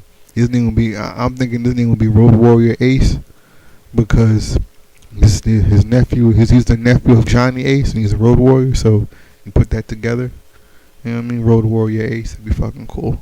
I'm named after his uncle. thunder. You know what I mean? Anyhow, all right. This week's Imagine. You know what I mean? Should get SpongeBob or something like that. You know what I mean? A radio shit. I'm trying to get this shit more functional. You know what I mean? Anyhow, yeah, this week's Imagine is the people who operate backstage. Some really do just come off as just old. First of all, yeah, animals say that shit. Now, I'm not sure if it always applies, but wrestlers who just never fucking got over, who are bitter about it, who are assholes to begin with, who are in charge of shit backstage and are running shit into the fucking ground and don't belong to be there. I want to just throw in 3 people I'd like to see running shit backstage and who I'd like to see married to Stephanie instead, because I think that'd be fucking cool. You know what I mean? Check this shit out, right? Terry Funk, Road Warrior Animal, and I don't know exactly what happened with Fit Finley with the Divas. He did something with the flag. It was kind of like dumb or whatever. Who knows? Maybe he's boning them chicks. I don't know, but you know what I mean? The way the Divas are looking right now, maybe they can bring back Finley to run their shit. I have no fucking idea. Then again, maybe they can have Molly Holly as a trainer again, because they ain't want to pay her. They're paying the fucking Diva Circus girls more than they were paying her. She was training wrestlers and shit like that. I would have left too. Fuck the bullshit. You know what I mean? Just because she a virgin, she ain't letting y'all fuck her. You know what I mean? Anyhow, yeah, Terry Funk, man. Like, you look at guys like we got, you know what I'm saying, Triple H, a lot of these old guys. Like, it looks like Undertaker messed around and came down with Jerichitis, Chris Jericho-itis. You know what I mean? There's one old wrestler who still has it. Mistake trying to put themselves over at an old fucking age and taking up tea time from other guys, actually going on there and helping, you know what I'm saying, help, you know what I'm saying, elevate other wrestlers, new stars, and what have you. Because even that shit, you know, just having Brock Lesnar and Triple H, who are both part-timers, wrestle is fucking stupid. It's dumb as hell. You know what I'm saying? Like, first of all, they're both part-timers. What the who? And the youngest guy in the situation is 35 years old. 35. That's how old CM Punk is. So, you know what I'm saying? It's not crazy, but it's like, you're not building Brock up to win the fucking belt. You're just a big attraction, and that's not cool, because, you know what I mean? I wish Shawn Michaels, if Shawn Michaels can still wrestle, good God, come and put somebody the fuck over. Not the Undertaker. I mean, yeah, you got you a big fucking payday. Good for you. But, you know what I'm saying? They easily could have just had some of these other guys really help put people over. And that's something. If Terry Funk was involved with WWE, you know what I'm saying, there would be about probably, you know what I mean, about maybe 10 more guys, you know what I mean, in real good positions. I think he really would have. You hear him talk about it on like the ECW Rise and Fall. I mean, I could be mistaken. I could be them just, you know, putting over people within the company who are either there or no longer there or whatever. But I really do think it's based on what you've seen him do. Him and fuck Paul Heyman. Maybe I should throw in Paul Heyman as like another guy I'd love to see involved. But just imagine Terry Funk, Road Warrior Animal, Paul Heyman. I don't know. Imagine a Paul Heyman that made sure people got their fucking checks and could make a star out of the fucking, I don't know, Al Snow and the fucking head dolls and shit. You know what I mean? It's amazing to me. Mikey Whipwreck and whoever the fuck else he made stars in DC, who we made popular in this, Spike Dudley, acid dropping name motherfucker. You know what I'm saying? That guy, you know what I'm saying? Guys like that, if guys like that ran WWE, I mean, he just took out all the spiteful shit. You know what I mean? If you had Animal doing tag teams, like, I'd put him on the list of guys I'd love to see be WWE Champion, except I'd rather see him in the office. You know what I mean? I'd rather see, I think I'm going to probably do like there's so many top fives I can do. I was thinking like, at first I was thinking of Dolph Ziggler versus Mr. Perfect. But now I'm thinking, I guess you could see it, because I think around the time of WrestleMania 9, if you remember when Mr. Perfect wrestled the narcissist Lex Luger, I remember in the end, I think the narcissist won by like disqualification. He rolled him up or something cheap, you know. And then soon he turned this whereas what Lex Luger elbowed the dog shit out of him. He forearmed the shit out of it. I was like, oh, it's fucked up. You know, Mr. Perfect sells his ass off. I mean, yo, real talk, man. I told you guys I just downloaded Saturday Night Main Event. And it's a Saturday Night Main Event where Mr. Perfect wins a battle royal. And Dolph Ziggler can sell his ass off.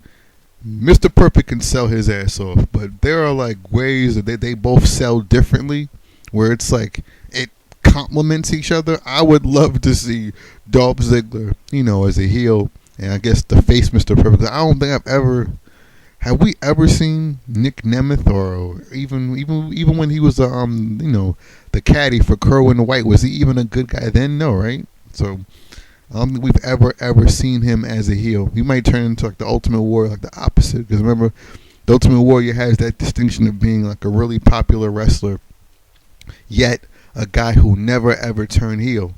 So you never know. You might have Dolph Ziggler go down as a guy who never ever turned face.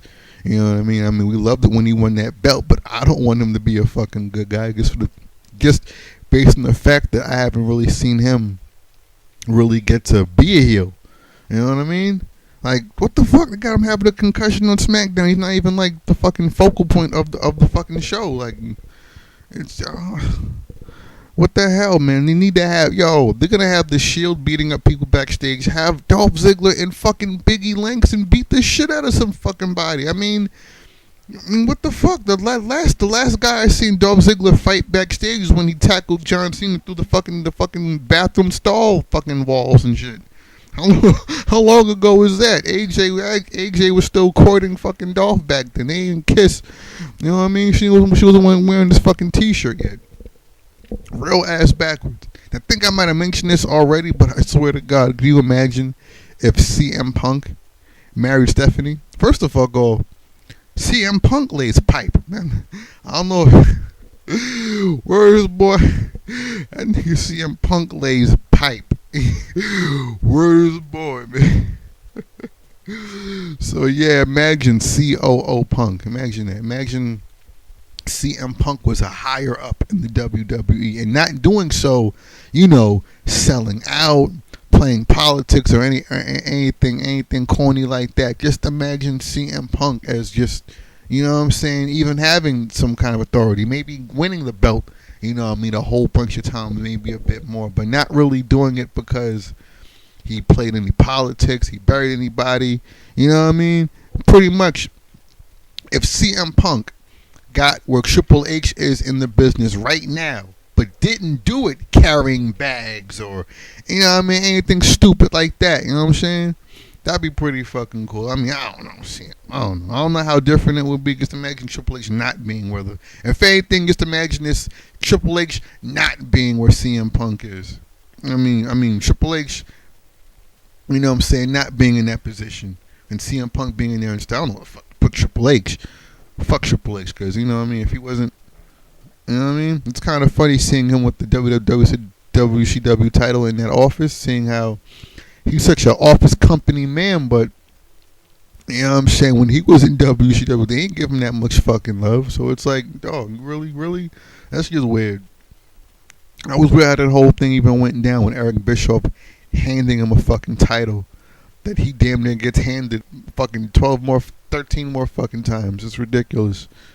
I mean, bullshit excuse for a world fucking champion. Like, how the hell you got a title from a company that never would have put you up, never ever got over? And I mean, shit.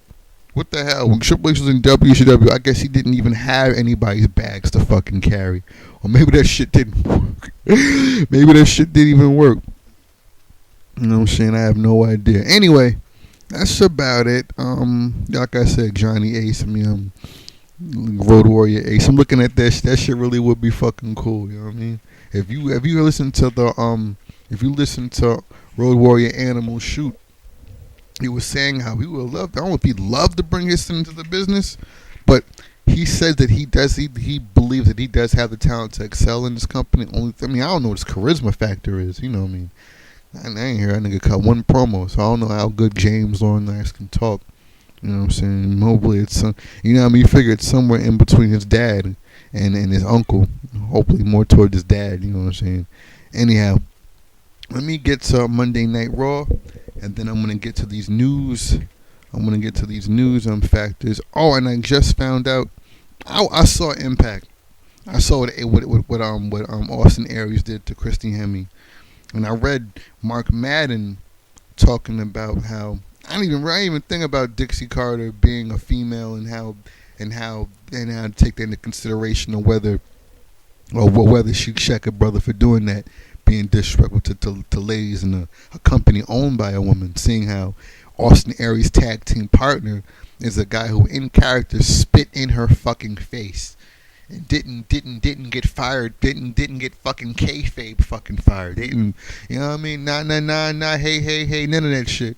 You know what I mean? So I don't know what the fuck. I didn't even consider Dixie Carter womaning up and repping the ladies in that fucking manner. I'm gonna get more on that later. I'm gonna get to that later, but I'm just reading up on that. Speaking of current news articles that are at the moment relevant, as opposed to me just catching up with Monday Night Raw, SmackDown, and Impact and what have you.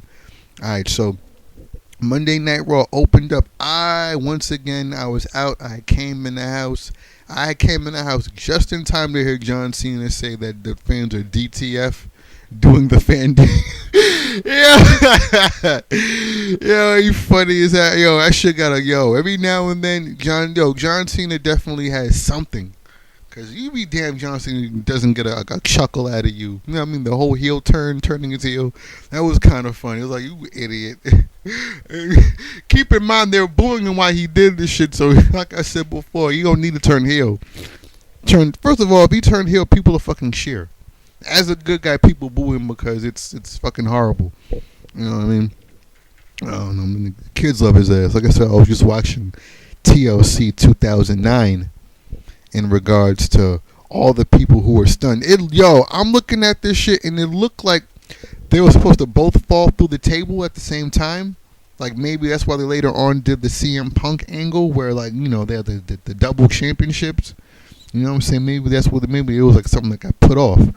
But it looked like during the match, the table outside the ring that Sheamus would have fell on had got knocked to the side. So it looked like when Sheamus fell off the top rope, he wasn't even trying to fall on that table because it would have fell on the side and could have fucking broke his ribs or some shit like that. You know what I mean? So it is what it is. It's just, and it looked like John Cena was like, yo, fuck it. This shit ain't gonna work. Fucking put the belt on this guy. Fuck it. It is what it is. You know what I mean? It's weird. But it looked really... Can somebody tell me what the fuck happened during that match? You literally hear the King try... It looked so hokey. Yo, between this shit being on the computer and them actually showing the fucking replay themselves, it was like, what the fuck? I don't know. This shit was weird. I don't know. This shit was weird as a motherfucker. So, yeah. So, Ryback comes down. You know what I'm saying? He comes down and he's like... Yo, I'm telling you, Ryback has nothing. He has such little intensity now. He has such a it's like whatever the fuck he had, the momentum, that shit is gone. He does not use. You want to talk about a company that doesn't use what brought them to the fucking dance? Ryback in itself is the WWE. You know what I'm saying? It's just what the fuck happened. He cuts that promo, and then who the fuck comes in there? Vicky comes in the ring. When Ryback walks out of the ring, he does a finish it thing, and he's like finish it. Like he whispers the motherfucker. Like he has nothing, no intensity anymore. He even did that, I think, on SmackDown when he went up against. Was it this week who he went up against? I think somebody. We went up against somebody on SmackDown. He's like finish it. Like he fucking whispered the motherfucker. You know what I mean? This shit was fucking goofy as hell. Anyway, what the hell happens? Y2J comes out. I don't know. I forgot. Anyhow. Who comes up next? Yeah, they had whatchamacallit. Oh, no, not R-Truth. I beg your pardon. What's this guy's name? Randy Orton versus Sandown. And I'm telling you, man, it was weird as a motherfucker. Like, yeah. Thank God Sandown was alone by himself, but why was he singing some dumbass song? You know what I mean? He's finally not having a match where he's dragged down, having to carry Cody Rhodes or having to be in some stupid tag team match against big behemoth motherfuckers. He doesn't even do his damn finishing move on. I mean, at least he did that terminus move on Randy Orton either on SmackDown or on Raw. I forgot. I don't fucking remember. Who fucking cares? You know what I'm saying? It's just weird because they talked about Randy Orton being extreme now. How the fuck is he extreme right now? He's extremely boring and bland. And you actually had Sandow actually saying it? You actually had Sandow saying, dude, you're bland and you're boring and you're this and you're that. It's like, really? I mean, it kind of it fucked up the match because you already knew. As soon as he said that shit, what you gonna call Randy Orton was gonna fucking win the match. And in a way, Sandow damn near already beat him. We damn sure beat him on that mic. What the fuck was Randy Orton gonna do? Fucking get on the mic and prove, you know what I'm saying, cutting the promo he's not bland and fucking how the fuck could he do that fucking, you know, how the fuck could he do that shit on the fucking mic? He's fucking bland and boring and repetitive and his moves are fucking old as hell. And he doesn't even have the merchandise. I mean, I don't know how much money he's even making off them 3 shirts he put out. You know what I mean? Like, Randy Orton's in a bad fucking shape right now. And to hear them talk about he's extreme, I'm thinking he hasn't been extreme since 2004, since Extreme Rules was he hasn't been extreme since Extreme Rules was fucking Backlash. You know what I mean?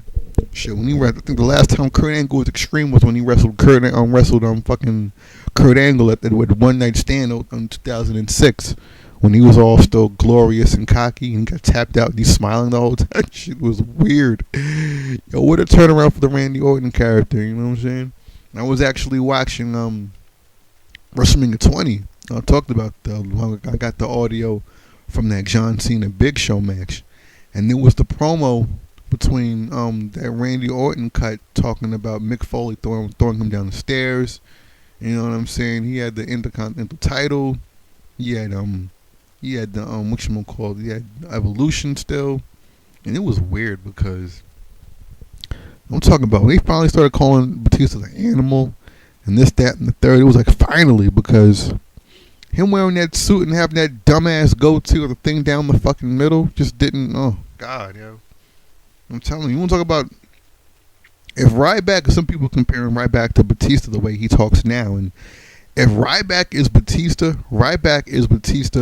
when he was in Evolution, all tamed and shit. Like, I mean, yo, Ryback might as well wear a fucking, he might as well put on a suit, you know what I'm saying, wearing that and talking. I mean, he might as well fucking sabotage his fucking gimmick. Him and John Cena in the ring together, I'm telling you, it's going to be like Batista versus John Cena. Like, even if they have a match at WrestleMania for the WWE title, it's still not going to be the main event. You got to fucking put Undertaker in the main event again because it's not going to get over. You got to fucking put bells and whistles on that shit. Like WrestleMania 2000, having to put a whole fucking fatal 4-way with a McMahon member in each corner or some extra dumb shit like that. You know what I'm saying? Weird as hell, man. Very, very. You know what I'm saying? I'm trying to think of who Ryback reminded me of with the jacket and the. Oh yeah, right. Said Chuck Palumbo. All right, already said that.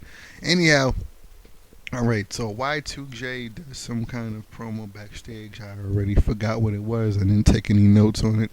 You're gonna have to forgive me. Maybe it wasn't that memorable or anything I could really throw any opinion on. But you know what the fuck. Y2J cut a promo after. I think Team Hell No, and then blah, blah, blah. All right. I'm going to get to that anyway. All right, let me see something. Oh, yeah. So, yeah, what happened to Fandango's gimmick? He wrestles R-Truth. Once again, he takes so many fucking bumps. Oh, yeah, that's right. There was the, Y2J comes down doing the whole dance competition, and it was goofy. I don't know. The whole team. I don't know. It was weird. If anything, I bet you it was something Jericho agreed because, hey, I get to have tons of funk with me. I can help get them over.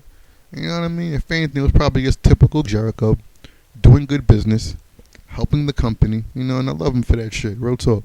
Well, my whole thing is that once again, Fandango takes way too many He took the fucking lie detector test. The lie detector test. He took R-Truth's finisher, one of them, and then rolls out of the ring. First of all, why are you going to have him bump and then damn near no sell to run out the fucking ring. This shit looks stupid. It looks so fucking dumb as hell. And it's funny because you got fucking tons of funk. Well, Brodus Clay in particular judging R-Truth, and I'm thinking R-Truth shucking jives because he was born to shucking jive. Just like Brodus Clay, them two slave ass motherfuckers, man. Get the fuck, I mean, this shit is ridiculous. Alright. And first of all, what happened to Fandango's gimmick? Do you remember his original deal? His whole thing was that if you fuck up the name to his, if you fuck up his name, he's gonna beat the fucking shit out of you. Do you remember that? Do you remember the fact that when he beat up Chris Jericho, he didn't just like, you know, like hit a bunch of spots on him. He fucked his ass up. Aggression. He talked shit to him. He was hitting him. And he was asking what the fuck his name was. That's some Muhammad Ali shit right there. You know what I'm saying? The whole gimmick was you fuck up his name, he beats the shit out of you. To the point that he's winning matches and he goes, "It's Fandango." And it's like, motherfucker, the guy didn't say your name right or wrong. If anything, everybody Fandango wrestles is fucking out dancing him. You know what I mean? They need to recalibrate his goddamn gimmick. It's so far, as successful as it is, it's still way too far outside of what the fuck it's supposed to be, and it just comes off wrong. And I have a Spanish friend who came over. We were watching this. He's Puerto Rican. I'm like, can you say Fandango for me? How would a Latino person say Fandango? He's like, Fandango. I'm like, thank you.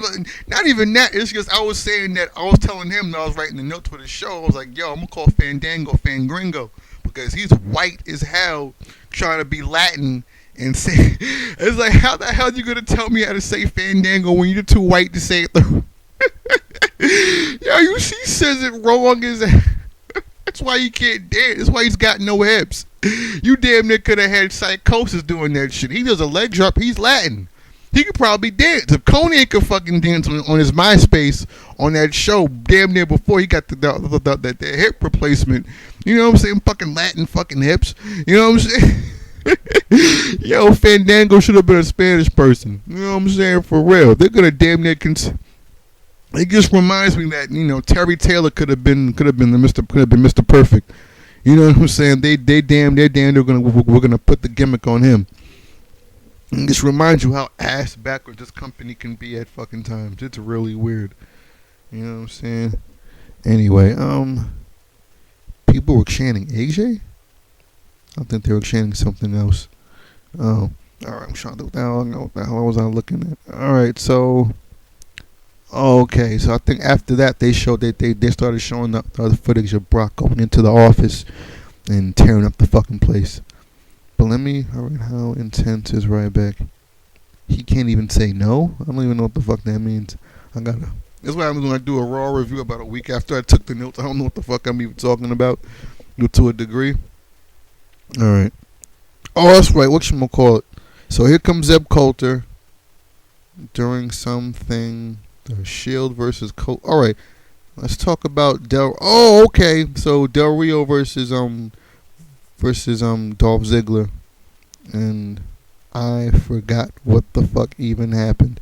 Oh, whatchamacallit? This is the match. I beg your pardon. This is the match where that cool shit, where whatchamacallit? Del Rio hits that new inverted that reverse suplex off the top rope on Dolph Ziggler. And it's like, you know, of course, you know, Ziggler gets fucking buried. It's how the fuck do you how the hell do you treat your champion like this?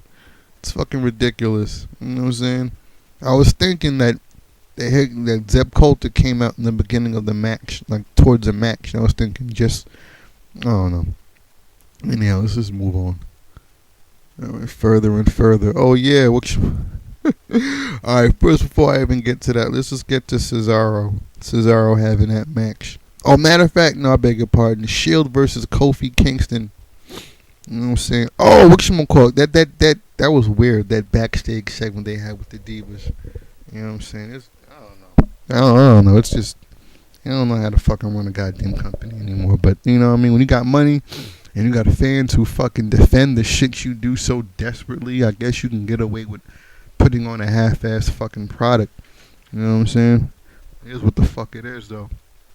So, alright. So, they had The Shield versus Kofi Kingston and the Usos. And I'm thinking, so what?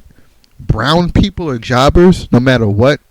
I'm like, isn't Kofi a fucking champion?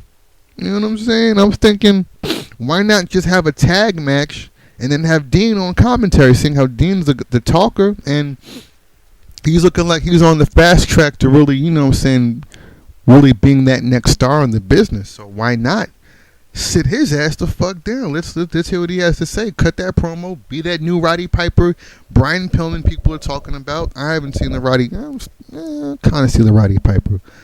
I see more Brian Pillman. Maybe it's more in the face. You know what I'm saying? And it's the fact that I haven't really heard anything. I don't know. He definitely has that presence in the way he talks. But it's the shit they have him say, that the formula, the promo song, what the fuck? This shit's just corny. You know what I'm saying? They could have him talking some better shit. Anyhow, it was pretty cool because last week Kofi Kingston went for like a BME. Like he did the whole deal, the whole jump up, you know what I mean, jump over, but he was hitting it as like a crossbody moonsault. It's pretty much a moonsault because he pretty much did 1, 2, 3 kids finishing move. You know what I'm saying? But he kind of got to the top rope. You know what I'm saying? Like Christopher Daniels doing it. You know what I mean? So it was pretty fucking cool. And this week he actually hit the move. So I was like, oh shit. You know what I'm saying? But all the same, I said it last week, man. Kofi looked more like a new mother than a new dad. They bitched him the fuck out. I mean, he damn sure didn't look like a new damn champion. And what fucked me up about that is that, wait up. I thought they made the tag team belts bronze because the company looked that down on fucking tag teams. The only problem is that, like I was saying earlier, which belt should be bronze, silver, or gold in the WWE? Because look at what Daniel Bryan and Cain did with those tag team titles. They brought the Undertaker out of retirement, and they might actually help use that tag team titles to help, you know what I'm saying, make stars out of the Shield. Even furthermore, even, you know, elevating their characters, you know, even that much more in the coming weeks. You know what I'm saying, with having that title feud. I mean, it was kind of weird because I thought it was Big Show, Sheamus, and whatchamacallit. They kind of just, I don't know. It was weird. The booking is kind of weird. You know, talking about, oh, okay. So, kind of skip something real quick. Excuse me. Anyhow, so yeah, like between that and the fact that Kofi fucking jobs out during the match, even though he just became the champion, and you know what I'm saying, I just seemed weird as a motherfucker, to the point that it almost seemed as if, you know, WWE can be really symbolic and spiteful and really be trying to send some fucked up ass message to people at home. And they literally had, after Kofi gets jobbed the fuck out, they literally had somebody holding his belt. They actually brought him his belt, and the referee is holding the belt and handing him his belt while he's laid the fuck out. And it just really sent that whole image that, like, wow, the tag team belts mean pig fucking shit in this company. I mean, the U.S. title and the Intercontinental title, because I think they had was it this week? One of these matches they had Wade Barrett. Oh, it was last week. They had Wade Barrett. No. It was this week. They had Wade Barrett just like there. Happens later on, and it's just like, what the fuck? They had him just like there just to get fucking kicked in the fucking mouth. Like, what the fuck do these belts mean? It's fucking weird. It's just weird how they run this goddamn company. You know what I'm saying? So yeah, that's when they did the whole further and further thing. That was fucking hilarious. You know what I'm saying, with Triple H, and I'm gonna get to that in a minute. I'm gonna just, I don't know why it's, oh no, so that's why I'm reading it in the wrong order. I got 2 different pieces of paper, and I'm kind of fucked up. I beg your pardon. So yeah, Cesaro versus Zack Ryder, and they were talking about, first of all, how old? First of all, why? How could this motherfucker get over if all you talk about is what the fuck? Oh, his white socks. That's a throwback. And then when he went when he went for his finishing move, you heard JBL go, "Oh, the old Gotch neutralizer." I mean, how old, and just you make this guy just seem like the TV should be in black and white when this guy comes on the fucking show, on the set. You know what I'm saying? And then they have him talk about, he damn near pulled the Dolph Ziggler. He pulled the whole, I'm this and I'm that. You know, I'm the best thing going in this company, even though you fucking jobbed me out. And honestly, I really look for Cesaro matches for like some incredible feat of strength, even in the ring, as opposed to like that Mark Henry pulling 2 trucks bullshit. You know what I mean? They're doing it now, and they might actually put him in the title picture, but then again, I don't know.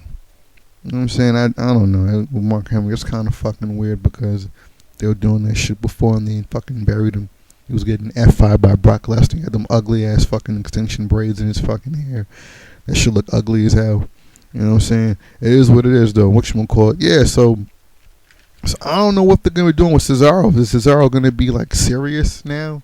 And it's weird because I thought it was going to be Zack Ryder with the new gimmick change. If anything, he's just got new ugly hair. We're still getting his ass kicked every fucking week. You know what I'm saying? And I'm telling you, if anything, maybe Fandango will let Ryder hit some fucking move and run out the ring from him, some ass backwards bullshit like that. You know what I'm saying? Anyway. So yeah, whatchamacallit, that whole further and further, the whole Paul Heyman, Brock Lesnar coming to the WWE office, tearing up the fucking place. You know what I'm saying? I swear to God, I wish Triple H would use his TV time to build the future. You know what I'm saying? Like, it's not like Triple H is gonna fucking put over Sin Cara. You know what I mean? He brought him in all that dumb shit. You ain't where's boy? You ain't letting him kick out no pedigree, so shut the fuck up. You know what I mean? And it's weird because the youngest guy in this situation is Brock Lesnar, and you don't, please, as if Triple H needs to make Brock Lesnar a goddamn star when it's damn near the opposite. It's not even Brock making Triple H a star. It's the fact that, damn, yo, this reminds me of how Triple H buried Goldberg. You know what I'm saying? Buried the fuck out of him. And it's like, ha ha ha, I'm gonna bury this motherfucker. You know what I mean? I'm gonna bury Brock Lesnar. I'm gonna bury Goldberg. And to see, you know what I mean? It's just like, dang, yo, it's like Brock couldn't beat Goldberg, but you can beat this motherfucker at WrestleMania. You know what I mean? It's ridiculous, man. It's fucking stupid. Weird thing is that Brock finally talked. He said, when the office, he was like, I see that. You sounded weird when I didn't even know it was, I fucking forgot his voice damn near. You know what I mean? It was strange as a motherfucker. You know what I mean? 35 years old. Yeah, anyhow. Yeah, when they showed him something in the office coming up. And I'm telling you, man, Paul Heyman shares my contempt for the WWE office. There was something very, very symbolic about them doing that. You know what I'm saying? It's like, here they are, man. The people, worst of all, but whatever happened to the spoils of war? Like, I don't think we even saw anything. I mean, it was like the Roman Empire trying to just wipe a culture off the face of the map. Meanwhile, stealing things about their culture. I mean, it's pure fucking evil.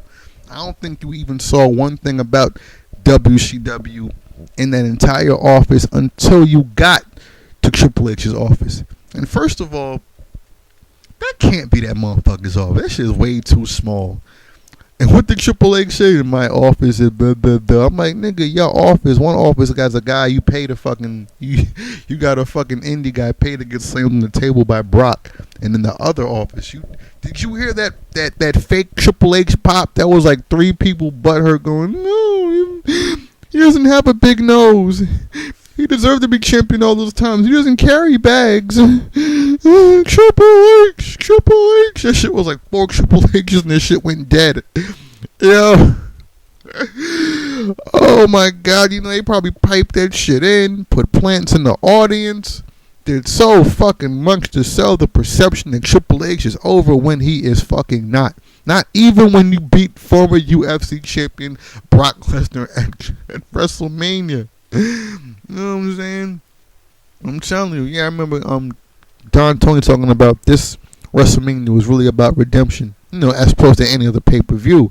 And I do agree, this one, even for a wrestling pay-per-view event, really did have even that, in my opinion, also agree that they had that much more emphasis on the whole aspect of revenge and redemption. I mean, never had they done something where they had a whole match built for a whole fucking year. That was really weird.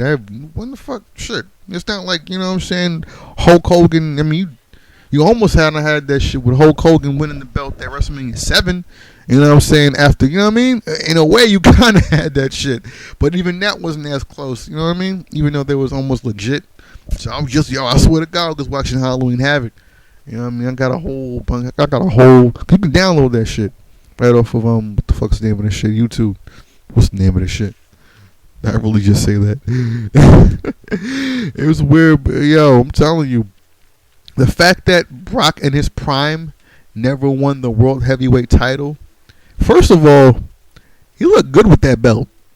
He looked way better with that belt than with the ugly-ass WWE title they had during then. The ugly-ass Undisputed Championship title they had back then. You know what I mean? I love to see an artist who can just take the classic, you know what I mean? Who can really... First of all, how the fuck did you put those belts together and make that ugly-looking shit?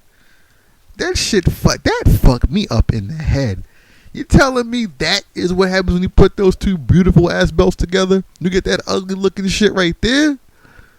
I ain't make no fucking sense. I think the NWO black and red and white look fucking better than that. When Hogan had the black, red, and white all together at the same fucking time, that shit looked better.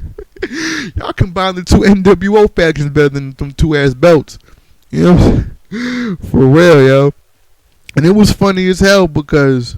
You know what I mean? You damn near had when Paul asked the guy that Brock slammed on the table right outside of Hunter's office, and he was like, so you work, when he was like, you work for Triple H, I thought he was gonna do the Dark Knight.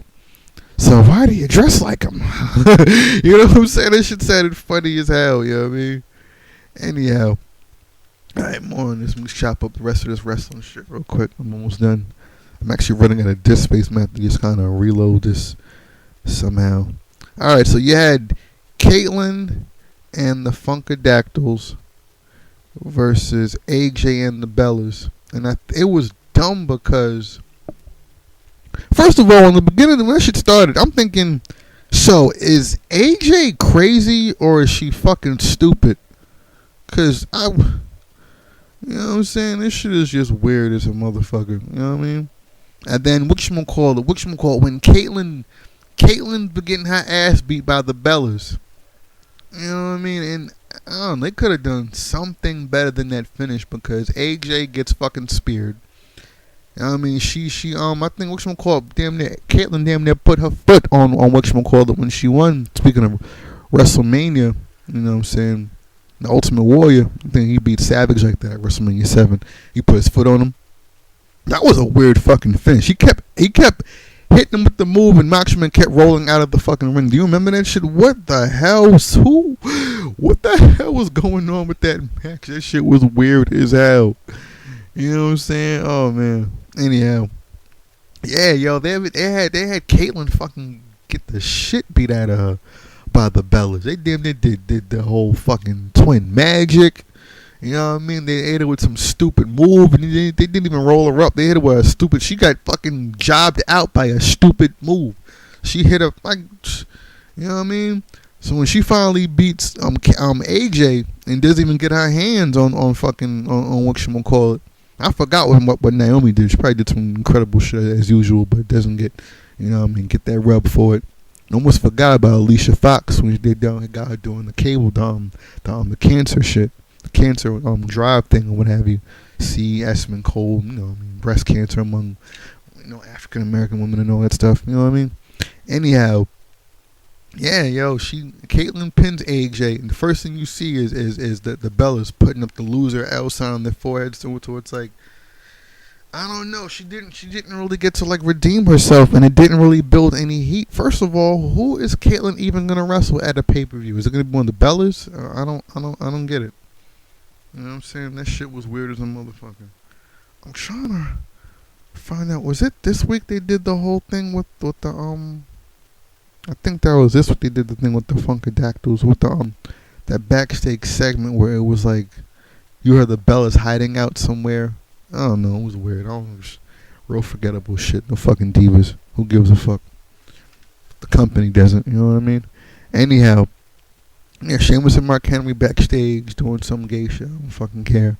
Whatever. Anyway, yeah, so Sheamus and Wade Barrett. And I think Sheamus gets Wade Barrett just magically appears, or he comes out and it doesn't fucking matter because he's such an afterthought in the situation. I don't even remember whether he came out in a stupid blazer or the shirt with the thing and the taped up gimmick that isn't consistent because 1 minute, he's wearing a blazer, next minute he's wearing some dumbass shirt with the taped up, and it's just so, that's weird as a motherfucker, you know what I mean? It's like they had Cesaro still wearing the fucking the American jacket and the flag every now and then because who fucking cares what his gimmick was, you know what I mean? Dumb as shit. Really fucking stupid. So what the hell happens? Alright.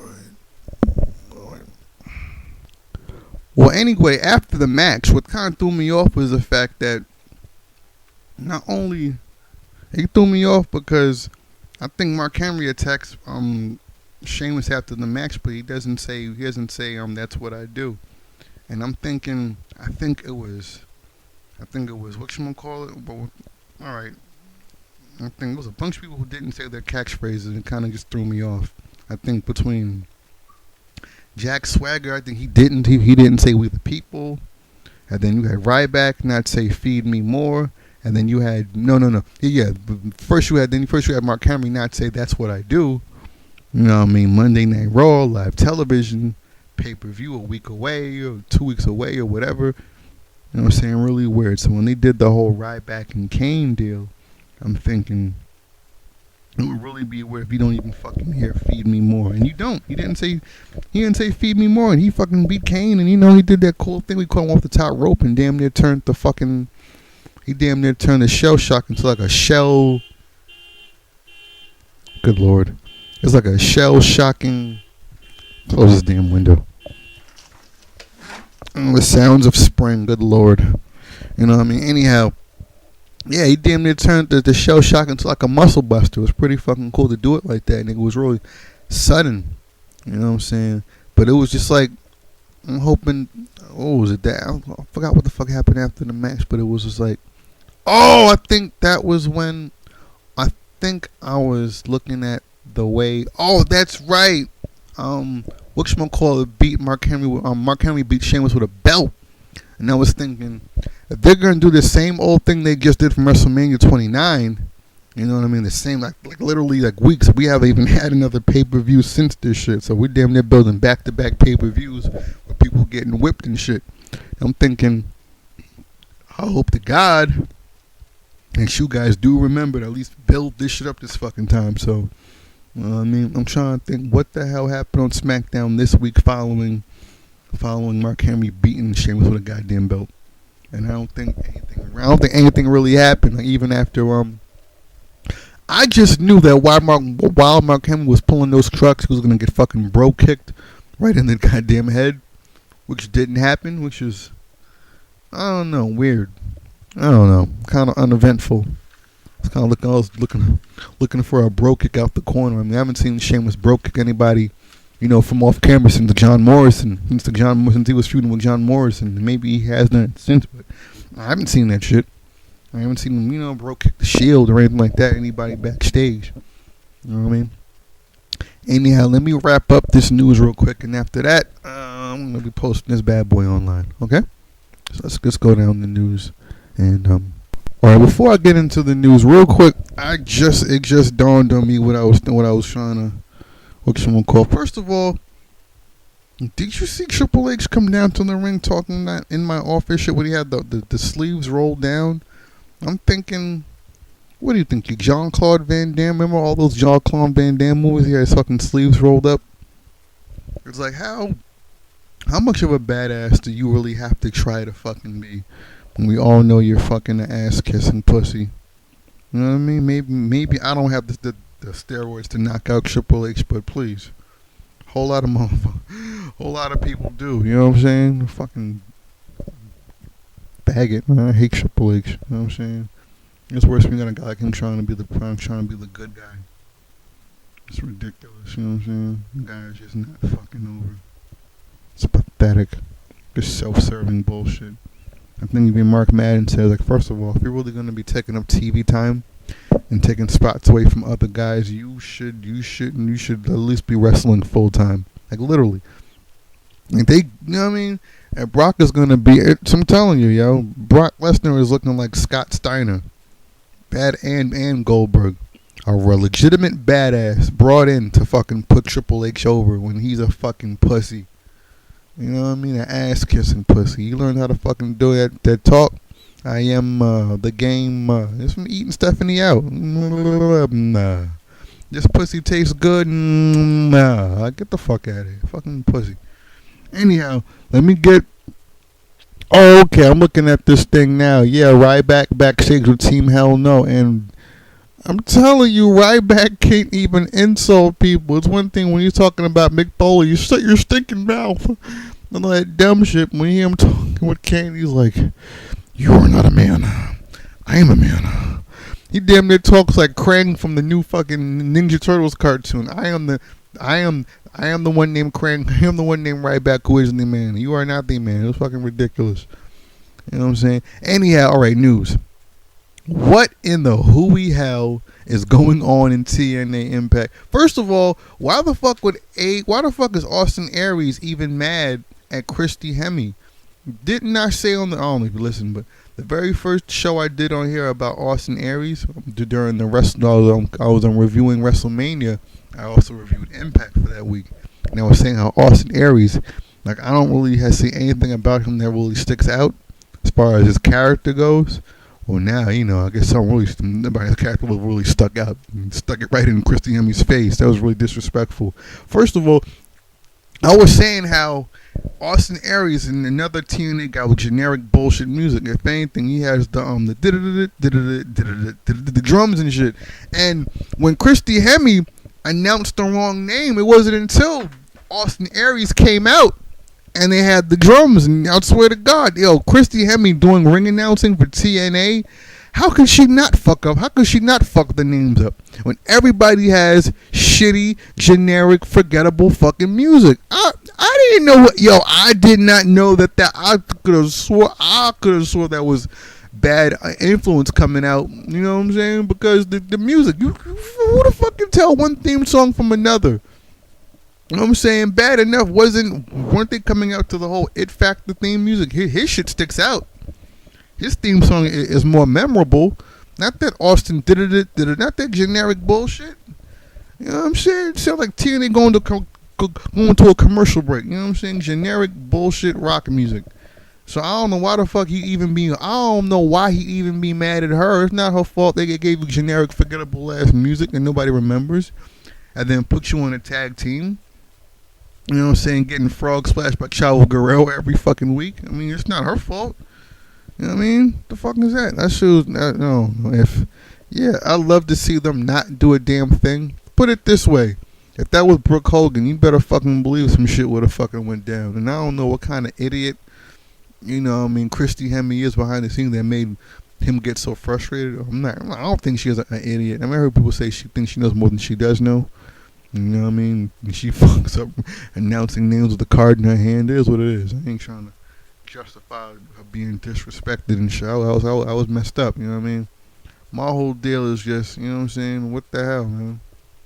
If nothing comes of that, it really reflects on how shitty a company TNA is. But then again, what doesn't show how TNA is a shitty fucking company? Anyhow, alright, on for ratings. Raw, let me the news. Raw ratings dropped again this week. I know it dropped last week, but I gotta look online and see what quarter did what. I still haven't found a website that does that shit yet. And says what the hell's going on quarter wise. I found something on TNA about it, but it's TNA. The whole show sucks. Who fucking cares? What sucks more? Please. You know what I'm saying? Anyhow, it dropped to a 2.9. 2.9 I think I said last week that they had about 6 million viewers in between Nitro and Raw. In fact, I believe it was 8 million viewers.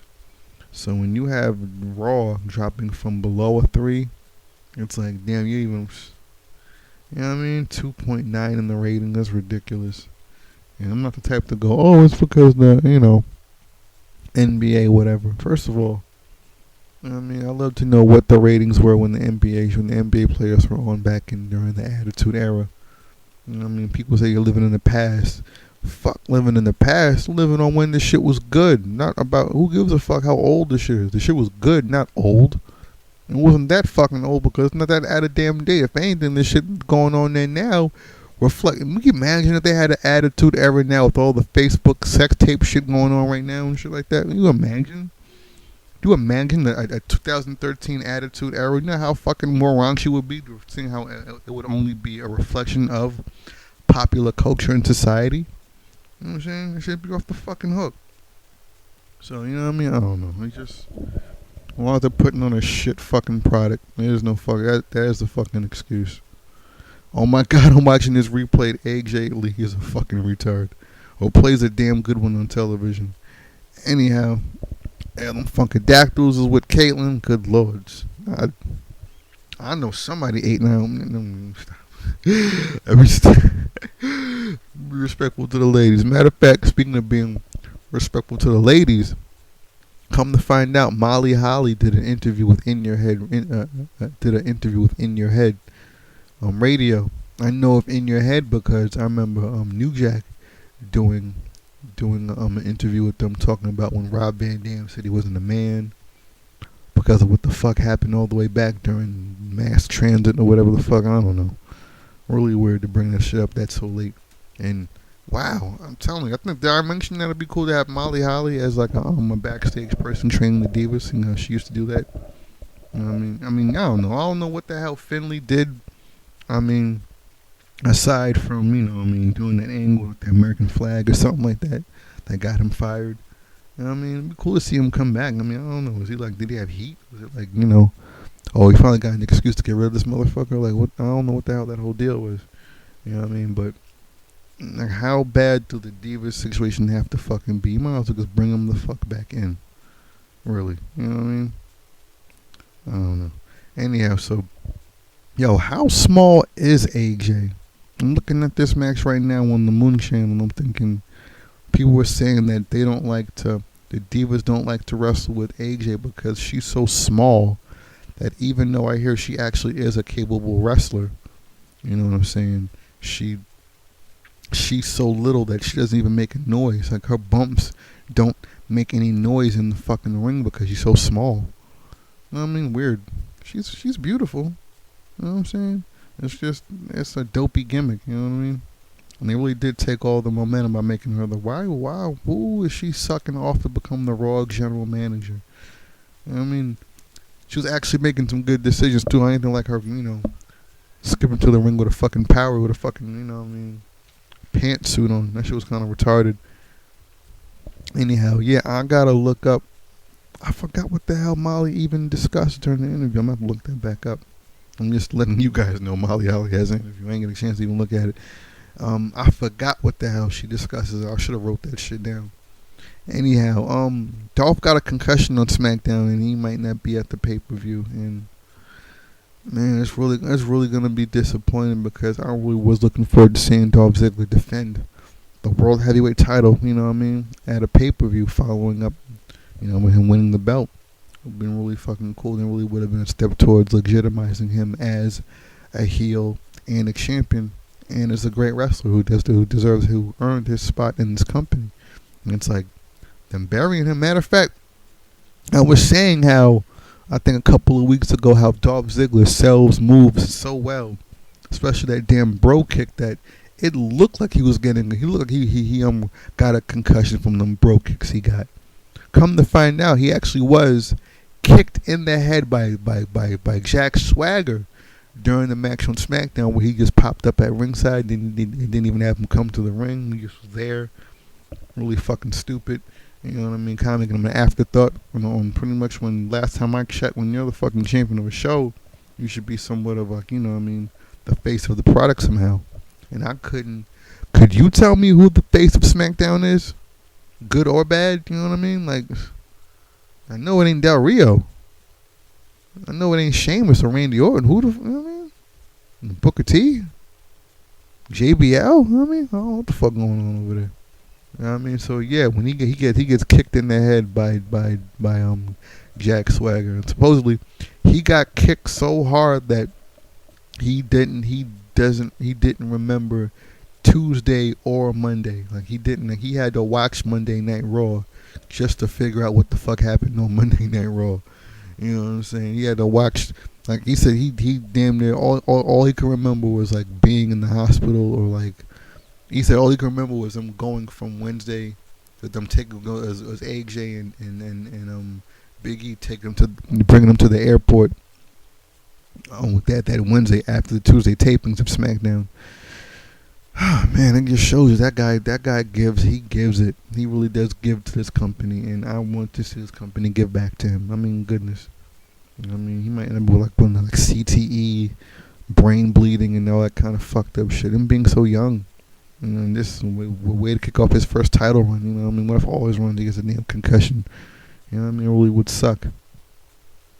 Anyhow, weather reporters, NXT stars are working Raw and SmackDown live events, even though Triple H doesn't want to bring them on TV until they have long-range booking plans.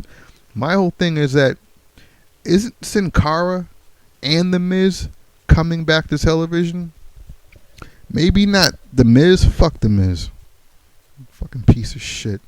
I mean, first of all, why would you even have him be the champion for one night then get off television? That was just fucking stupid. Damn, I ain't making it.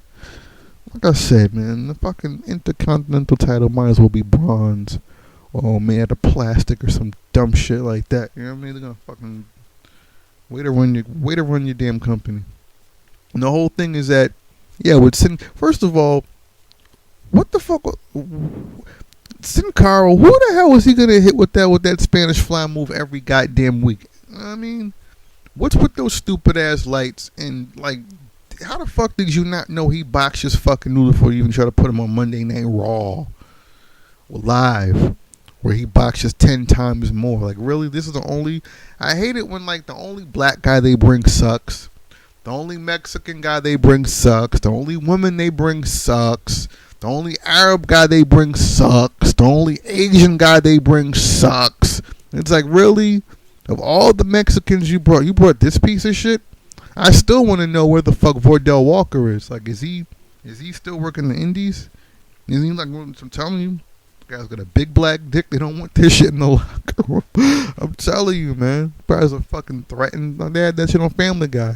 White guys scared of every other race. You know what I mean? Fucking scary ass, threatened ass, pussy ass white boys.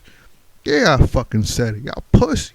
Not white boys in general. You pussy white boys make white boys confident in themselves as mannerism, as whatever. Y'all make them look bad. They're like, motherfucker, I ain't scared of no black whatever. I ain't scared to get dunked on. Like, y'all pussy. You remember they made that whole, they just came up with a whole all-white NBA? Please. Fucking pathetic. All that fancy stuff. More like getting more like getting fucking Sean Bradley than shit, man. Get the fuck... Pathetic. Fucking pathetic. So, you know what I mean? It's like, first of all, we see how good you guys book shit on this show. You guys come up with shitty fucking creative plans for wrestlers.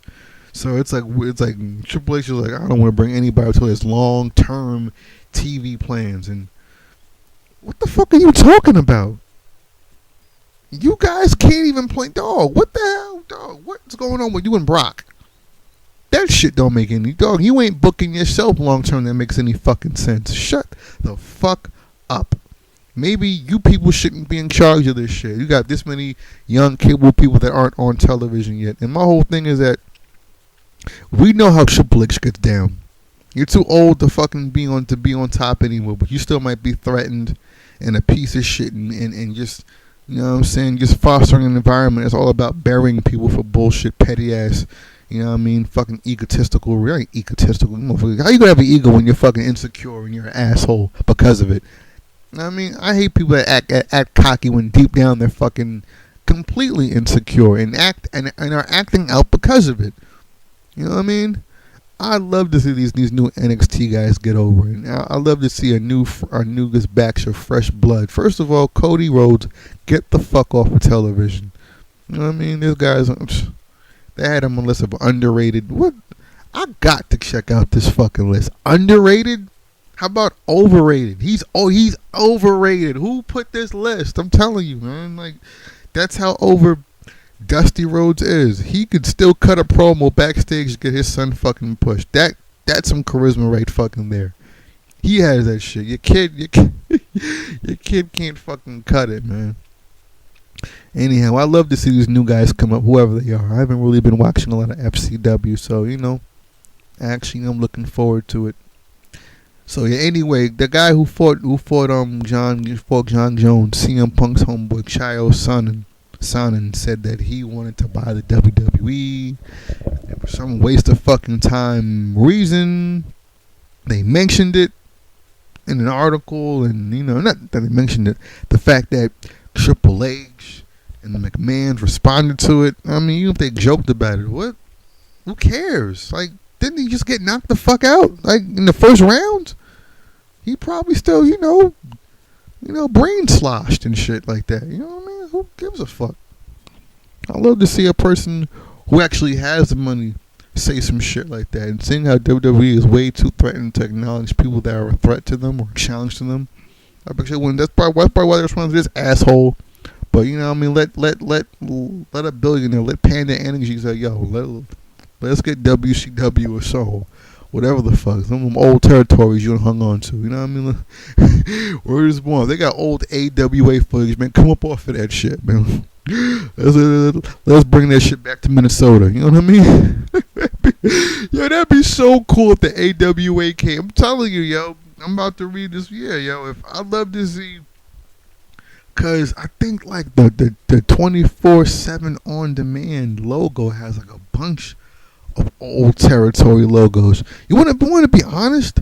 I didn't know that John Cena hustle, loyalty, respect was inspired by the AWA logo. I'm looking at the AWA logo. I'm like, it's like a John Cena shirt. That's pretty fucking cool. You know what I mean? It's weird that the way they kind of acknowledge or rip off of, old companies and whatever, yet won't acknowledge them as, as legitimate companies, yet fucking rip the fuck off of them. You know what I mean? It is what it is. But yeah, I'd love to see people put money together and buy. First of all, WWE might get so fucking desperate with the shit they put on. They might end up having to fucking sell certain parts of the fucking company. You know what I mean? I'd love it.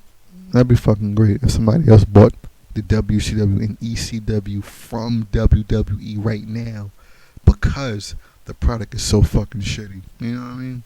It's like they got rid of the competition, but you suck.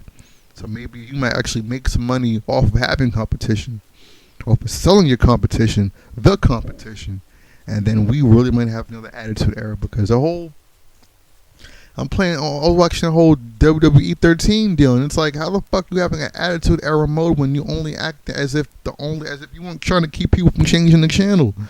You know what I mean? It's fucking retarded. Anyhow, all right. So TNA has a big fucking breaking news. Man, go breaking news, TNA Impact. I'm thinking, wow, I wonder what bullshit. I wonder what half-ass report this shit's gonna be this fucking weekend. TNA returns to 9 p.m. and it acts like it's big fucking news.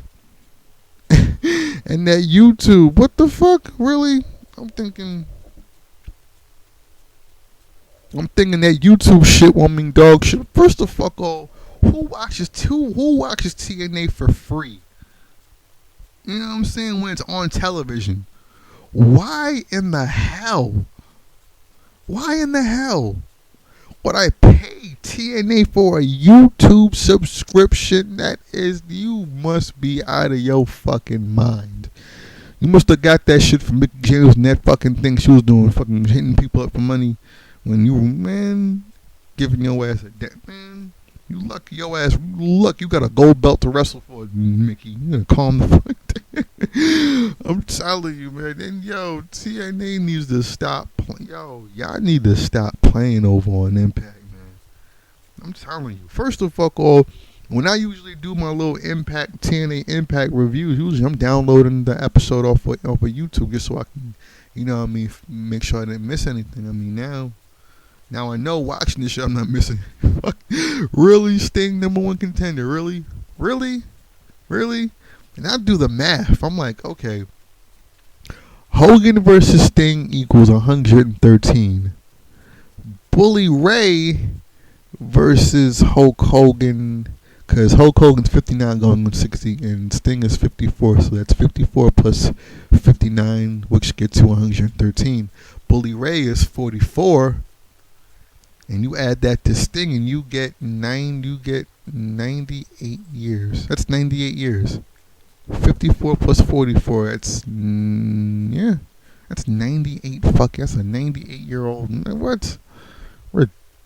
Ridiculous.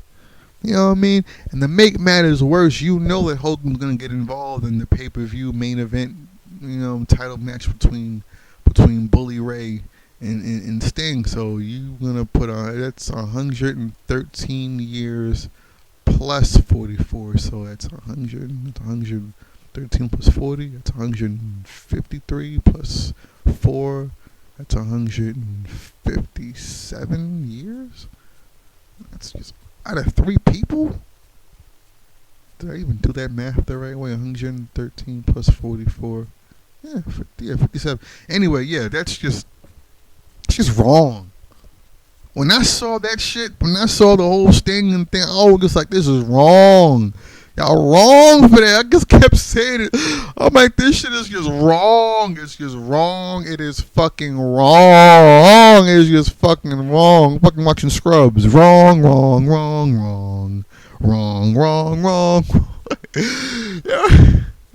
Yo, TNA. I'm like, I'm thinking when I wanted to know about the TNA ratings as of late, I was thinking, what effect has Hogan getting a fucking chant from the audience throughout the show? And yes, Wade Barrett did come out with that fucking blazer. I'm looking at this shit right now. More wrong. Just more wrong. Why did you make that Intercontinental title white?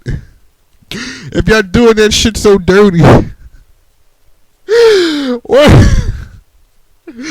Word is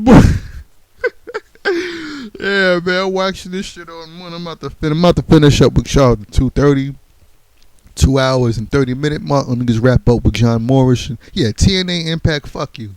That's probably why Jomo and Melina didn't go to that shit. I'd rather work the indies. Where is ridiculous, man. I'm telling you, when I heard Robert Roode's contract ended and he's wrestling with no contract and didn't run from that raggedy ass fucking company, I said, damn. Cause I'd love to see Robert Roode get the fuck out of TNA and become a WWE champion while he's still young. That's the crazy shit. All the young fast guys. No, I was watching Unbreakable. TNA pay-per-view Unbreakable from 2006. And there was a Chris Sabin. I think that was when they had the whole Chris Sabin Petey Williams feud, when it was like the Cradle Shock is a shitty move to counter to put against the Canadian Destroyer. You know what I mean? I ain't like that shit. I'm like, Cradle Shock sucks. You know what I mean? But I'll tell you what, Chris Sabin and Petey Williams tore the fuck. He had a good ass match. You know what I mean? It was a good. I'm telling you, all those lightweight guys who aren't even that fast anymore because like fucking 2006. That is about damn near 7 years ago. 7 years from that. You know what I mean? Sad, man. I'm telling you, like those TNA guys aren't gonna get their run now because they're getting handed over from one dictator. You know what I'm saying? From a booker, from another one, from fucking. Oh my God, yo! It's funny. I'm looking at. I made a video about New Jack, talking shit to Jeff Jarrett. They even threw in the whole rise and fall of WCW deal, where Jeff Jarrett was like, you know what I'm saying, He in his Tennessee brain, he thought he was bigger and more popular than Hulk Hogan, and broke about 1,000 guitars over people's heads, and it didn't put one ass in the fucking seat. And you know what I mean? It's ill because, you know, spiteful asshole motherfuckers. If you remember, at one point they had Jeff Jarrett beating the shit out of Hulk Hogan. Hulk Hogan for some reason popped up in TNA, and you know, just like Triple H, you know, burying the shit out of anybody that comes to his company instead of having that person help elevate the company. You know what I'm saying? Like, you imagine anybody else. You know how popular TNA would have fucking been if they would have allowed somebody else aside from Jeff Jarrett's worthless ass to work an angle with Hulk Hogan. At that point, it was like 05. It was like way earlier in the history of TNA. Like, maybe, I don't remember when it was. It was like maybe like 5, 6, 7 years ago. Hogan was in TNA, and Jarrett hit that motherfucker with a guitar, bitched him out, and it was like, for what? You don't draw. Do you remember the fucking chance they had? Remember when TNA was vocal and wasn't all fucking butthurt and defensive of what the fuck they're watching? Yo, like, yo, yelling that fucker, yo, chanting that Jeff Jarrett dropped the title. Yo, drop the title. Fucking, they actually had smart fucking TNA fans and shit. I'm telling you, man. I don't want to know who. I love to get an interview of people who ran from WWE and you know what I mean, after the Attitude Era ended. And people who ran, let's say WWE, and people who ran from TNA when shit like this happened. When fucking AJ was a fucking Prince of Angle, and he was fucking sucking Kurt Angle's dick backstage. Whatever the fuck the Angle was, he was fucking kissing his ass. Kayfabe, you know what I mean? But it was fucking dumb, like fucking straight. You know what I mean? For what he's worth, he's Mr. fucking TNA. I mean, he can't talk worth a damn, and they damn near got him not talking at all, which is just sad. It's like, just come to the ring, look badass, but don't fucking say a damn word, or they're gonna change the channel, you country yokel motherfucker. I don't know. I don't hate it. It's okay. Like that spiral tap move. You know what I mean? Do that shit, then hit that calf, whatever the fuck. What does he call that move? The veal cutter. The veal cooker. You know what I'm saying? Killing a calf. You know what I'm saying? Kill a calf. You know what I mean? Cook that shit up. Anyhow, you know what I'm saying? What happened? Oh yeah, John Morrison did an interview with WWE.com, and that gives my black ass hope. Love me some John Morrison, you know what I mean? I love him for his qualities, but at the same time, I do acknowledge his flaws, you know what I'm saying? I've already said it on here. Imagine, you know what I'm saying? Imagine a better John Morrison, you know what I mean? Imagine that John Morrison becoming WWE Champion. Alright, but what he did say during the interview, what threw me off was that he actually, I'm thinking, just as I was saying how, you know what I mean, I wish John Morrison didn't say whatever the fuck he said about Trish Stratus and put himself in that situation, you know what I'm saying, getting buried and all that. Remember when he actually went online and said that having a union would be a good idea? He said that shit legit. And that very next Monday Night Raw, Johnny Ace approaches him after they did the walkout. They come back in the ring. They're like, "Oh, you got a match right now." He gets in the ring. He gets in the ring, and he gets jobbed the fuck out. Anyhow, in this interview with them by WWE.com, John Morrison. Oh, I think John Morrison. I was saying before, there was something that I think maybe even the Miz would have agreed with. Maybe that's something that they talked about. So maybe he wasn't burying him. Maybe he was saying something. Maybe he was saying something that maybe you know what I'm saying, the Miz couldn't say. I was saying the same thing about Randy Orton back during his first World Heavyweight title run, that he was saying that even John Morrison said that the Miz turning into a face defies logic. You know what I mean? It does. Who the fuck likes the Miz? I ain't never heard them say. I heard the crowd call themselves awesome before they fucking called the Miz awesome. You know what I mean? What the fuck you talking about? We are awesome. Clap, clap, clap.